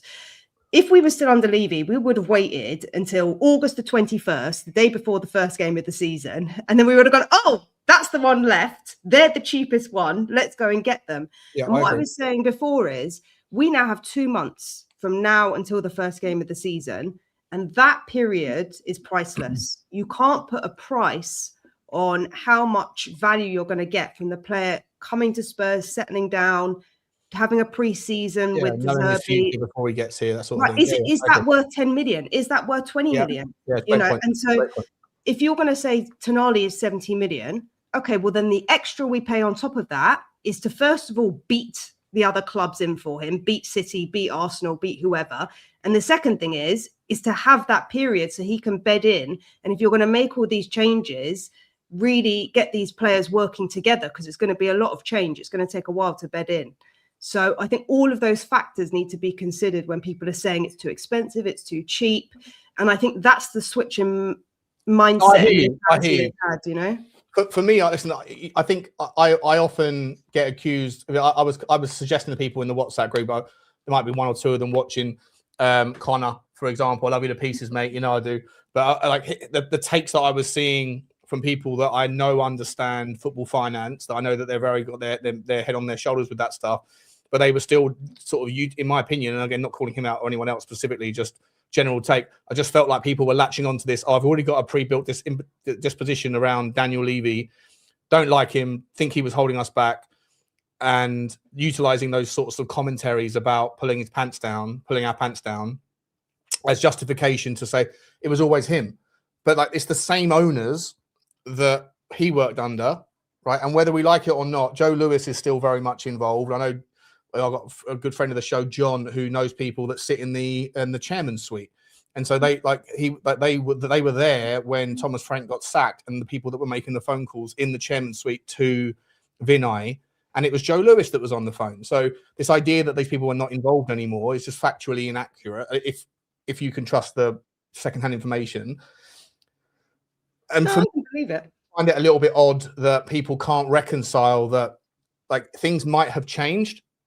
And I 100% would absolutely agree with you, Sarah, that if Daniel Levy was still here, even if the Lewises had gone, we can't let that happen again, go and spend the money, and Daniel Levy still had the new ability that Vinay does or whoever else does to spend more money now than he was afforded to previously, I would still absolutely acknowledge that Daniel Levy's negotiation style would hold us back and would end up with us haggling over 5 million quid. So on that point, 1,000,000% I agree with you that we're in a better position to be able to get things done early. And if we have to pay an extra 10 million quid, can you justify it because of the additional value that's a little bit hidden, right? It's an intangible value regarding how much additional time, beating the other players out, the other teams out to the players, all of those things. I 100% agree with that. But I still would say that Daniel Levy was not operating under the same remit in the last 2, 3, 4, 5 years as what Vinay is allegedly able to operate under this summer. There seems to be something that has changed within the ownership's directive, and whether that's coming from additional money coming in that we don't know about, whether it's something to do with these guys over in America, the venture capital people, the tech DJ guy, whatever. There's something different in regards to what our football club is allowed to do from our owners, and our owners are the same owners that they were for the last 5 years, and everyone's always been frustrated with Daniel Levy. And he's responsible for his negotiation style, but he's not responsible for the remit and the mandate in which he has to put to work. Does that make sense? Maybe. Look, we're all speculating. At the same time, they could have said to Levy at the beginning of the year, here's 600 mil, go and build a squad. And he's gone, okay, no problem. I'll just put it in my pocket and wait till the last day. We're going to get Kolo Muani on loan. No, look, the plan was always to get Eze last year. He was always an Arsenal fan. He was always going to go there. Yes, we missed out on Morgan Gibbs-White. So I think part of it is the negotiation side of it, but also don't forget his allegiances were with Paratici as well, part of the old structure. So I think there's levels to it, you know, because now we're hearing about Rafi Morrison as well, who's come in, big pull from Man City, good negotiator, also acting early. So I think it's more about I guess if you're asking the question, like, how do we now get to the next level, right? Forget the last 2 seasons. Man United proved a point that they finished 15th and they could go 3rd without Europe. We can do the same. No doubt we can do the same. So with the right manager and the right squad, right? But hopefully they've been scared enough to do that. And so if you're saying now, okay, well, we have 600 mil to spend, the perspective is different, because De Zerbi is like, no, guys, we can't do this again. You can't get me Kolo Muani on the second to last day of the season. And if you do that, we will finish 17th, you know. Sure. So they have to change. It is a new structure, of course, but it's only because they were reactive for so long. I guess the initial question, guys, was like, what is the change in directive? Like, had Roberto De Zerbi, we heard that Paratici wanted De Zerbi before Thomas Frank, right? So before we signed Thomas Frank, yes, De Zerbi was the initial thing. And he didn't want to work under Levy, yeah. Oh, I had never heard that. I'd never heard that bit. I heard he didn't want to work under Levy. He didn't want to work under that ownership.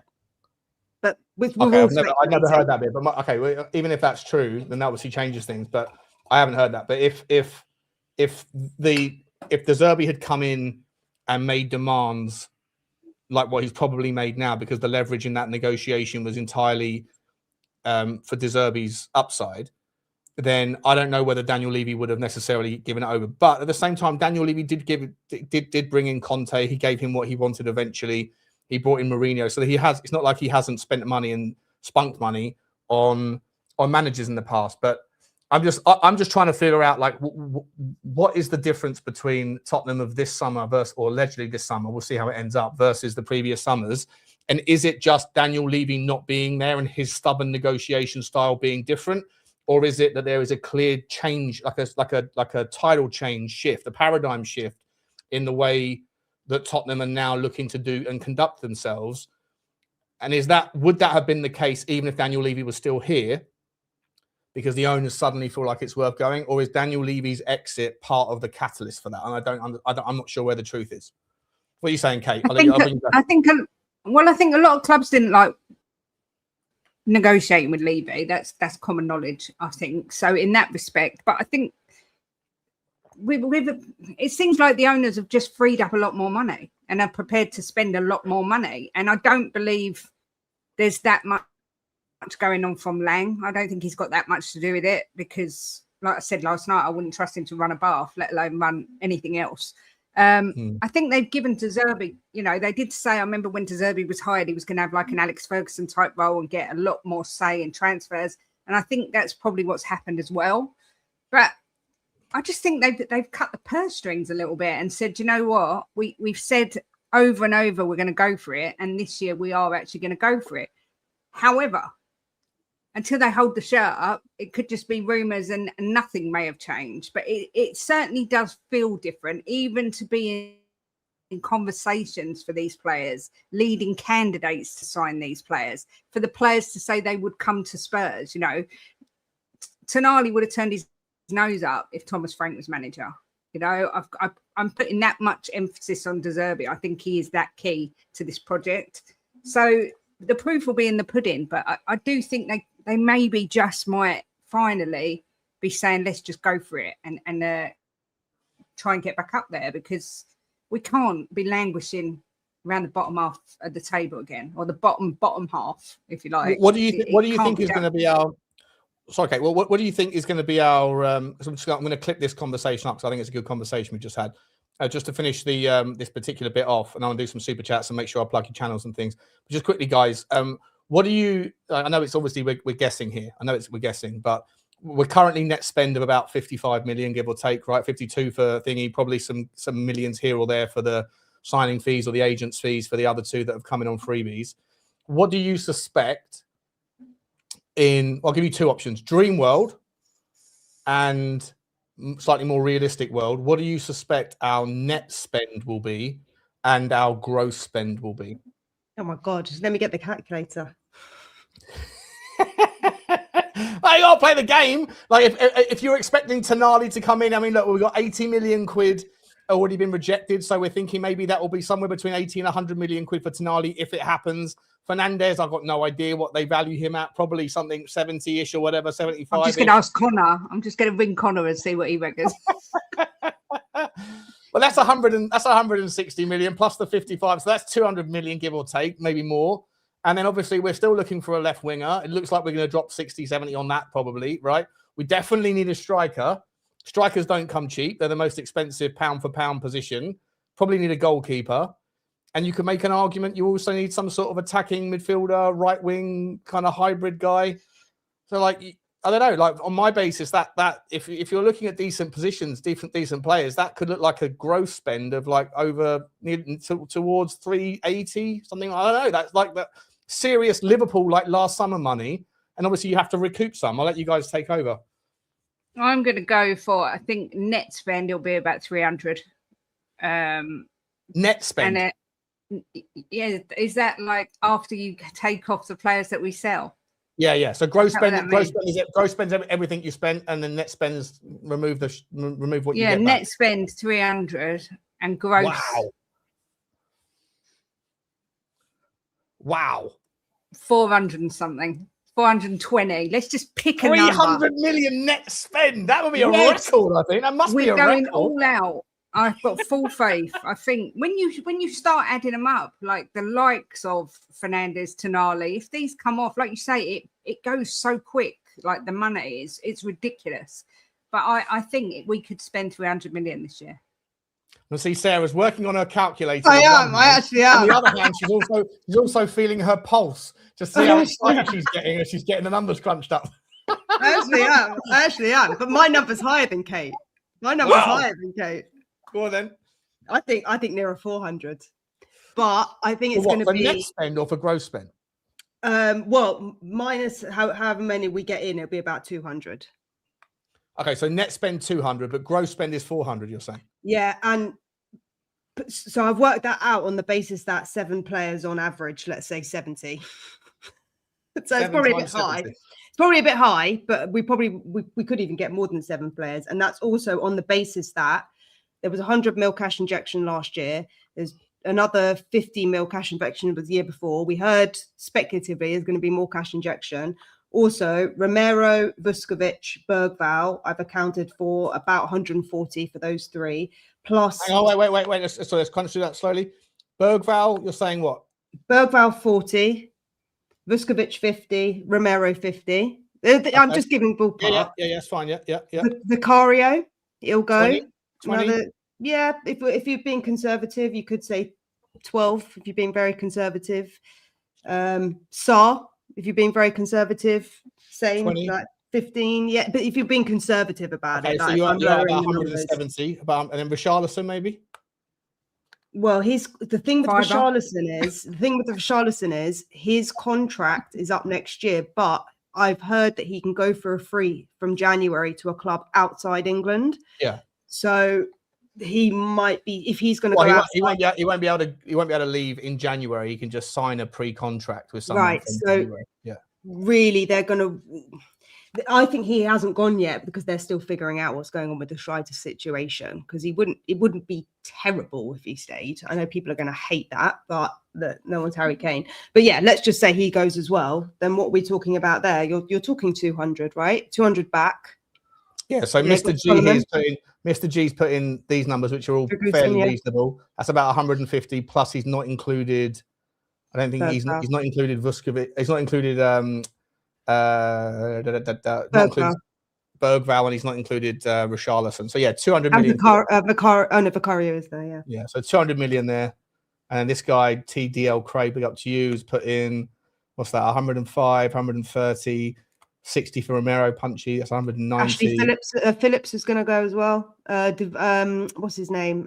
Divine as well. Divine, right? Yeah. So you might get a tenner there, tenner here.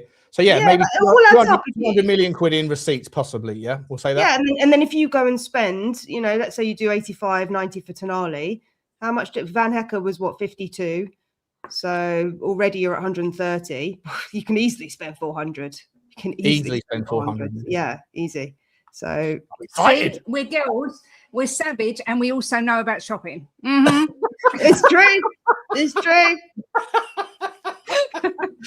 Should we give us the checkbook? Give us the checkbook. yeah. Let's put Richarlison on that. What's it called? Vinted. Vinted. Yeah, that app where you sell all your old clothes. Yeah. You'd be lucky to get £1 on there. Yeah, exactly. Listen. I don't haze it. 400 million quid outlay. Look, hang on. How much did we spend under Ange? Was it 350? Yeah, he got a lot spent in the. There you go. So if he's going to get 350 and we lowballed it, you can easily give De Zerbi for, and we've got Europa League winners money. We've got Champions League money from last year. Sorry, next year we're out, and then so you reinvest the year after when we're back in Europe. Don't worry, guys. It's all going to work out. Ben Jacobs did say that there's. I haven't actually validated it. I should probably look into it or just get Connor to let me know.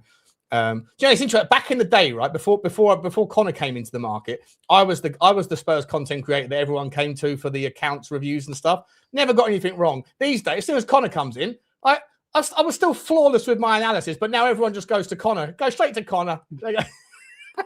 I've been replaced like Mathys Tel.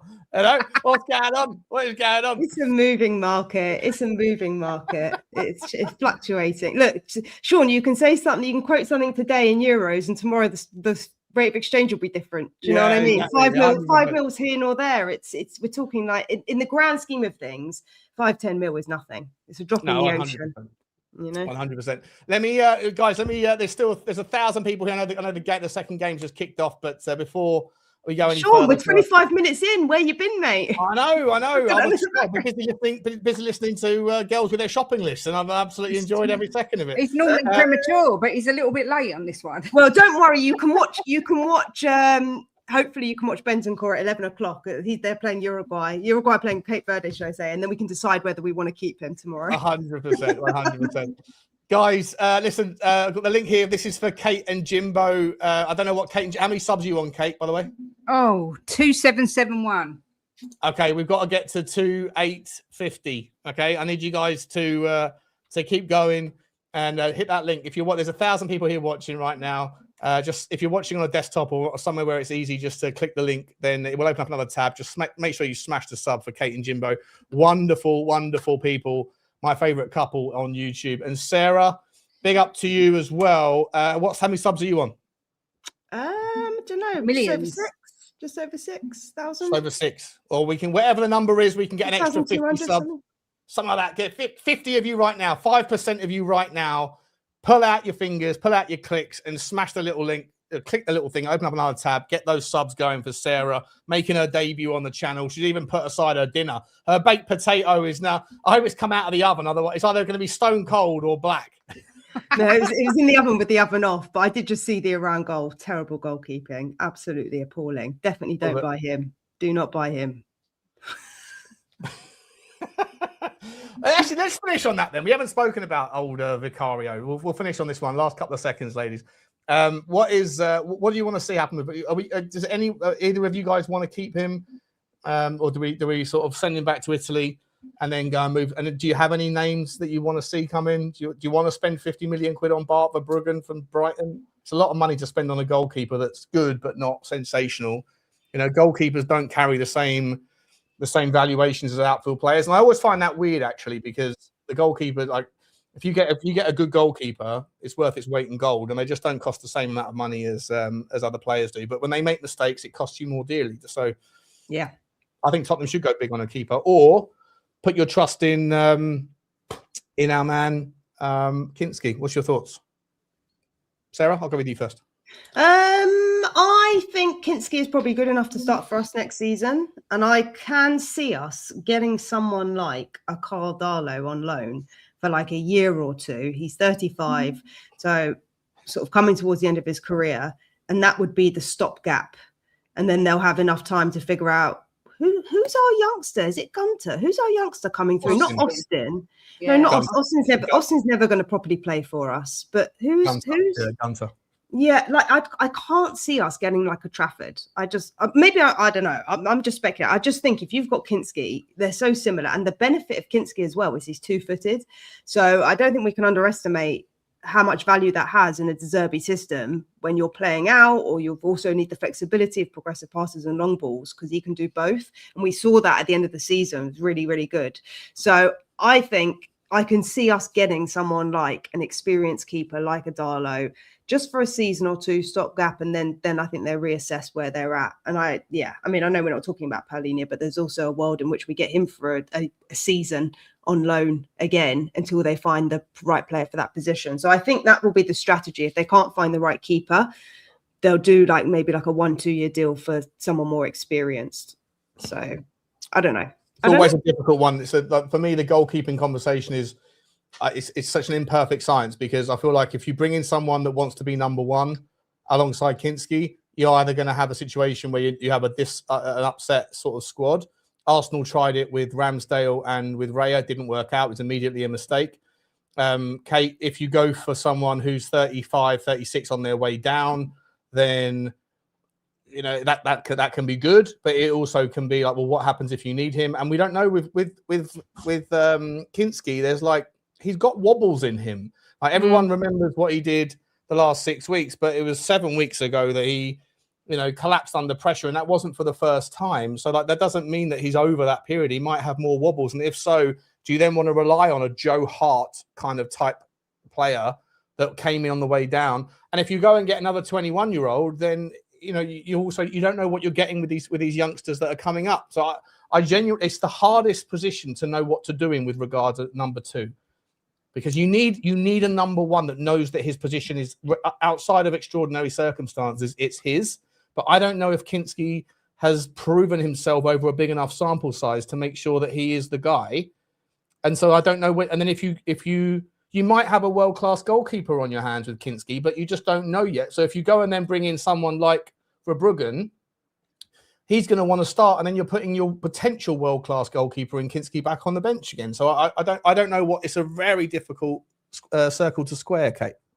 It's tricky because it seems like De Zerbi wants Kinsky to be his number one if reports are meant to be believed. I did see a podcast yesterday after yours, Shawnee, where some people were saying that Kinsky's shit. I don't see that. I think his saves were pivotal. But there is the argument that he did have that massive wobble in the Champions League. That, by the way? I'm not saying any name.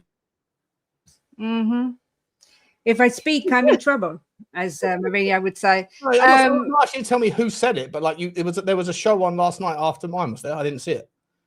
Yeah. I'll tell you. You can name the show. It's not. You're not calling them out because I'm not naming anything. Don't shine a light in my eyes and put me in interrogation. I'm keeping stum. That's my motto.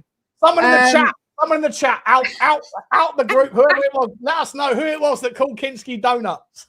The only keeper that I sort of see as being linked to is that Chevalier or whatever PSG from PSG.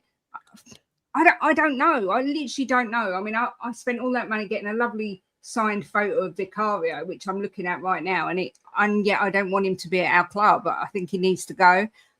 And I think we do need someone else, because if Kinsky does get an injury or if he does have a wobble, and I'm not sure that we should be relying on any of our youngsters, to be honest, in that position. So yeah, I'm not. If we go into the season with just Kinsky and Brandon Austin as our goalkeepers, I'm terrified. No, we won't. That's why I'm saying. Like Adalo, they'll just go in for someone like that, someone that's easy. He'll be easy to get. I think he's at the end of contract. I think he's even out of contract. Yeah. Exactly. So they'll just. That's the thing. There's options. Yeah. There's options. But it's a tricky one. I don't know. There's so many positions we really need, but like you say, the keeper is so vital. I don't know. Don't worry. Netherlands are going to win the World Cup. We're going to have the two best centre-backs in the world when Romero goes. We're going to have Van Hecker. We're going to have Van der Ven. It'll be an England-Netherlands final, guys. And then we'll be Are we not a little bit concerned here, though, right? Holland have had, arguably, historically, over the period of like 100 years, Holland have had consistently probably one of the greatest sets up of World Cup teams. They've been to the final, I believe, 3 times and never won it. Right? Do you know that guy? You know that guy that predicts the World Cup? He's predicted it right for the last 3 years. So his prediction for this World Cup was Netherlands to win it. And he's been right. He's been right for the past three World Cups. So listen, when it comes to my World Cup predictions, I look for Charlie the Goose on ITV. He's there's the octopus. It was his name. They pulled the octopus last year. There's Bruno the dog on GB News. There's Charlie the Goose on one of them, and there's the octopus as well. I like to let animals know. Animals know instinctively what's going on. So what does Bugsy say, Sean? What's Bugsy think? You actually know what? I haven't actually. I need to play that game. I need to go and get a couple of treats, put them in a couple of bowls. There's some content's got a content, But this is just quickly to finish that Holland point off. If Tottenham go and sign Bart Verbruggen, if Tottenham bring in. If we keep Micky van der Ven, if we keep Jan-Paul Van Hecker, we've got that Jan-Paul Van Hecker, we've got Xavi Simons, we either go and get Cody Gakpo or Crescenzo Somerville. Well, Tottenham might need to bring out a third kit in orange next season. I mean, what are we doing here? We'd have like... It'd be better than that pink goalkeeper kit. That's all I'm going to say. Definitely better than that. Like, what is going on with that kit that we bought out? It looks like the sort of kit. It looks a little bit like my chair, and a little bit like the sort of thing you sit on when you're on the underground on the central line. Are you talking about the away kit? The away kit is horrible. The third one's even worse. The away kit is like my favourite kit since the bus seat kit. Really? I love it. I think it's so unusual, and I love it. I think it's. And I like Jersey. Okay, Jersey, 8% off using code Sean at checkout. The bus seat kit is back, ladies and gentlemen. It's back. All right, guys, listen, it's a perfect time to round off. We've been going for nearly 2 hours. One last chance to show your appreciation for Kate and for Sarah. Let me put their links in one last time. Guys, if you are there and you have access to hit the link and hit the subscribe button, then please do. I've got super jiggly chit chats, I think. Well, thanks for having me on as well. It was a great chat, and I did see the Bergvall news breaking, so I'm glad that you were online and covering it as well. Because Moving fast, guys. It's moving fast. Tomorrow we'll hear something else, you know. Always, I'm devastated that I came out with the Traps Hot tonight saying whenever Sean Butler goes live, there is a bomber that breaks, and there's not been a bomber since we started. So I'm actually a bit disappointed. Let me get these super. Don't worry, Sean. Every time I leave a live, every time I post a video, straight after a new one comes out. Oh, okay. And today was the Berghvall one. The other day it was the Tonali one. So does it work when you leave other people's shows as well, Sarah? Because if we end the stream now, then in 5 minutes' time there'll be a bomber. I'm going to come back on live again. Tonali third bid approved. Exactly. That's what we're going to have. Yeah, it's going to happen tonight. It's going to happen. 1985 plus add-ons. I'll take it. And then Kate's going to go, Sean, you flip-flop. You hate Tonali. I don't hate Tonali, Kate. I am. I'm going to do a whole show on it. And a diss track. Let's quickly do these super chats. Arctic Spurs, big up to you from Norway. Big up to is that my man? I think that's my man, isn't it? Yeah. Is it the same guy? I can't see. I think it might be. Big up to you, buddy. Change his name. Evening, Sean, Sarah, and Kate. Wishing you all a great show tonight. Come on, you Spurs. It is Roy. It's Roy Viking. Yeah, big up to you, Roy. He's changed his name to Arctic Spurs. What a great name. Big up to you, mate. Thank you very much indeed. We got a new member from we've got a new member called Robert Stevens. Big up to you, Robert. Appreciate you, mate. Thank you very much for your loyalty and your appreciation of your appreciation, bro. Big up to you. And Spurs GCTV member for 32 months, nearly 3 years. Wowzers. Evening all. Hope you are all well. We are. I think we are. Thank you very much, mate. Excited about what's to come. It's an exciting summer for Tottenham fans. Vandal Rossi as well has put in a new membership. Big up to you, Vandal. What a name that is, by the way. Love that. Do you ride a motorbike? I reckon you might do. Those glasses and that name. Absolutely sensationale. Big up to you, buddy. Thank you very much indeed for the membership. And James _119 with a super sticker. Choo choo to you, buddy. Choo choo to you. Thank you very much, James. Thank you very much. Listen, we will allow Kate and Sarah, what's coming up on your channels, ladies? When are you next going live? And when are you next going live? I think we're going live tomorrow afternoon. Do you know what? I have all these plans and then I get really hot and bothered and can't be bothered. I've got to be honest. But it should be tomorrow afternoon. Then Wednesday's our 3-year anniversary show. And then we're away for the weekend. So, yeah, Monday and Wednesday, I think, next week. Where are you going? I keep asking you to come. I keep asking you to come on, Sean, but you keep giving me lame excuses about, I'm busy doing the Spurs Hub data tool. Yeah, I am. I'm busy doing the Spurs Hub data tool, giving you access for free for the best in class data tool that exists. There is not a tool out there in any world. Data. I was so pissed off with Billy T earlier on.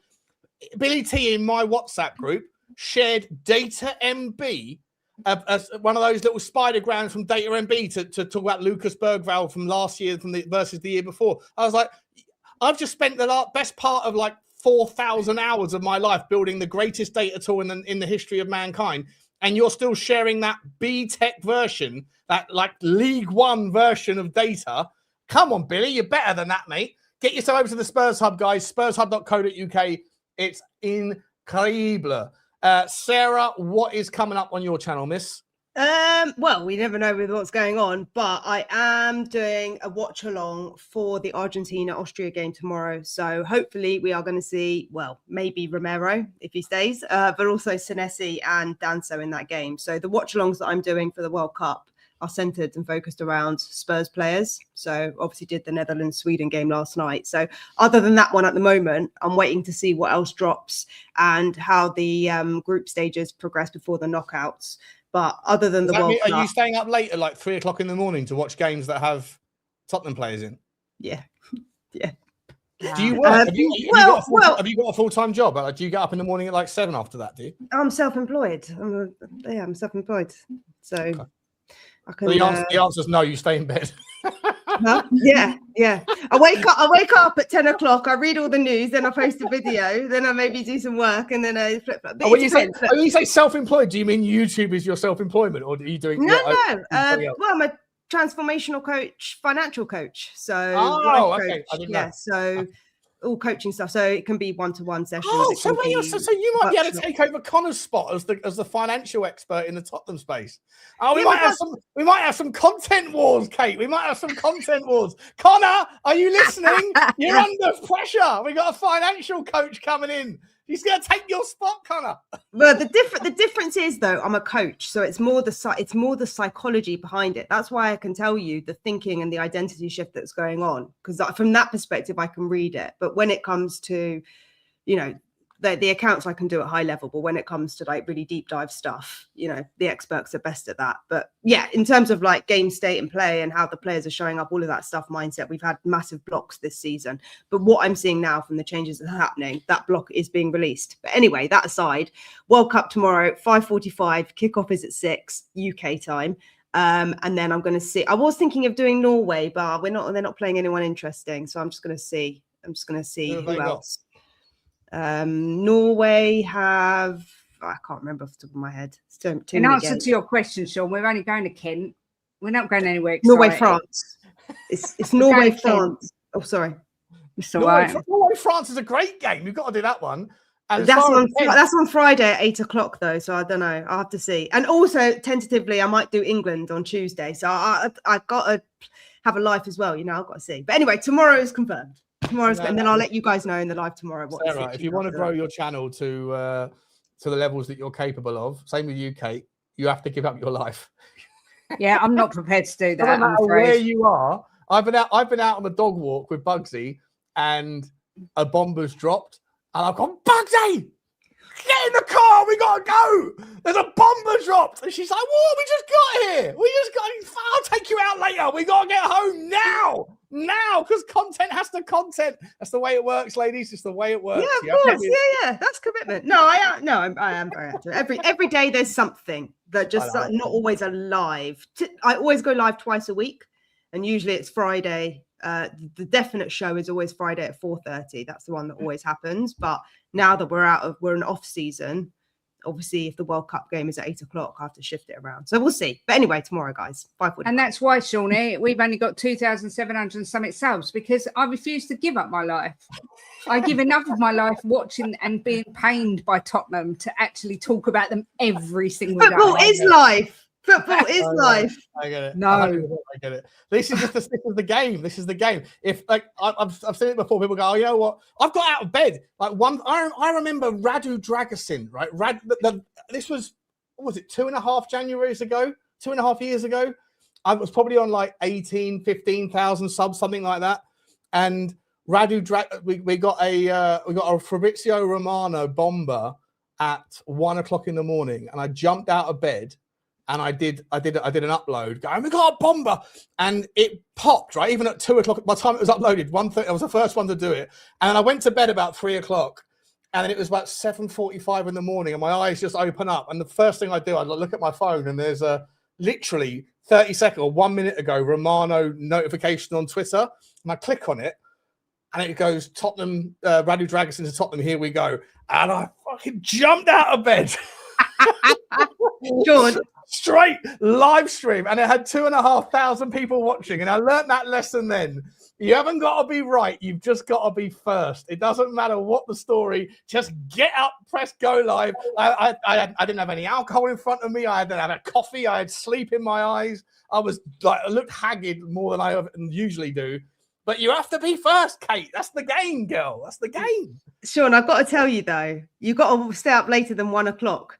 Because the other night with the Mexico-South Korea game, that finished at 4 o'clock, right? And I'm like, oh, I've got to go to bed. The sun's rising. At 4 o'clock, I can tell you now, the birds are up. I know it's getting daylight at 4 o'clock because I'm up every day at that time now. Not because I've been waking up, I'm going to bed. And I was like, right, I brushed my teeth. And then Fabrizio Romano does a bloody bomber. And I'm like, it's 4 o'clock in the morning. Mate, that man does not sleep. That man, he's like, I'm in Portugal, sleep. It's 5 o'clock in the morning. And I'm thinking, right, should I stay up for Turkey? And I was like, no, I can't do 5 till 7. I was like, that's too much. Listen, this is the way, the game is the game. Because if you're second out of the traps, no one cares about your video because they've already heard it from someone else, right? So you've got to be willing to give up whatever you're doing, wherever you are. You have to be willing to let go of all of your responsibilities and jump back to your computer and press go live immediately. And that's the game, what you signed up for. It takes me half an hour to make myself look presentable enough to go in front of a camera these days. So that's never going to happen. That's a you problem. I don't care. I've been looking at this. Looking at this stain on my t-shirt the entire show, going, is it a stain? Or is it some, I don't know, some cocaine? I don't know what it is. You've been dribbling over Tonali a bit too much there, Sean. It's true. It's true. Yeah, see, Sarah, you understand I rate Tonali. Kate thinks I hate him. Kate thinks I hate him. Surely, I'll tell you what, I'm so glad you didn't know Jimbo years ago. I dread to think what you two would have got up to. We still can. We've still got time. Definitely cannot. All right, listen, we're going to leave it there. I want to say massive thank you to you, Kate, for coming on. Appreciate you as always, miss. You're fantastic fun to share the stream with. And Sarah, absolute dream to have you on the chat. Fun impromptu one. And Kate, we're making a habit out of this. And people were saying in the chat that we have similar glasses as well. So twice we've been on the same one now. So 3 times. I know. Ladies, awesome to see you, ladies. Guys, the links are there. They'll be in the chat in the description afterwards as well. Go over to Sarah from the Spurs from the Stands. Sorry, Sarah, Spurs from the Stands, and Kate and Jimbo. They are they're just slightly up on this chat, but I'll put them in the description afterwards. We will leave it there. Thank you so much, girls. Go and enjoy the second half, and we will be back tomorrow here. Unless there's a bomber, and if there is a bomber, you know I'll be back. You know I'll be back straight away. Don't go anywhere. 3 o'clock in the morning, guys. Set your alarm. Like, subscribe, and comment, guys. And as always, see you later. Bye.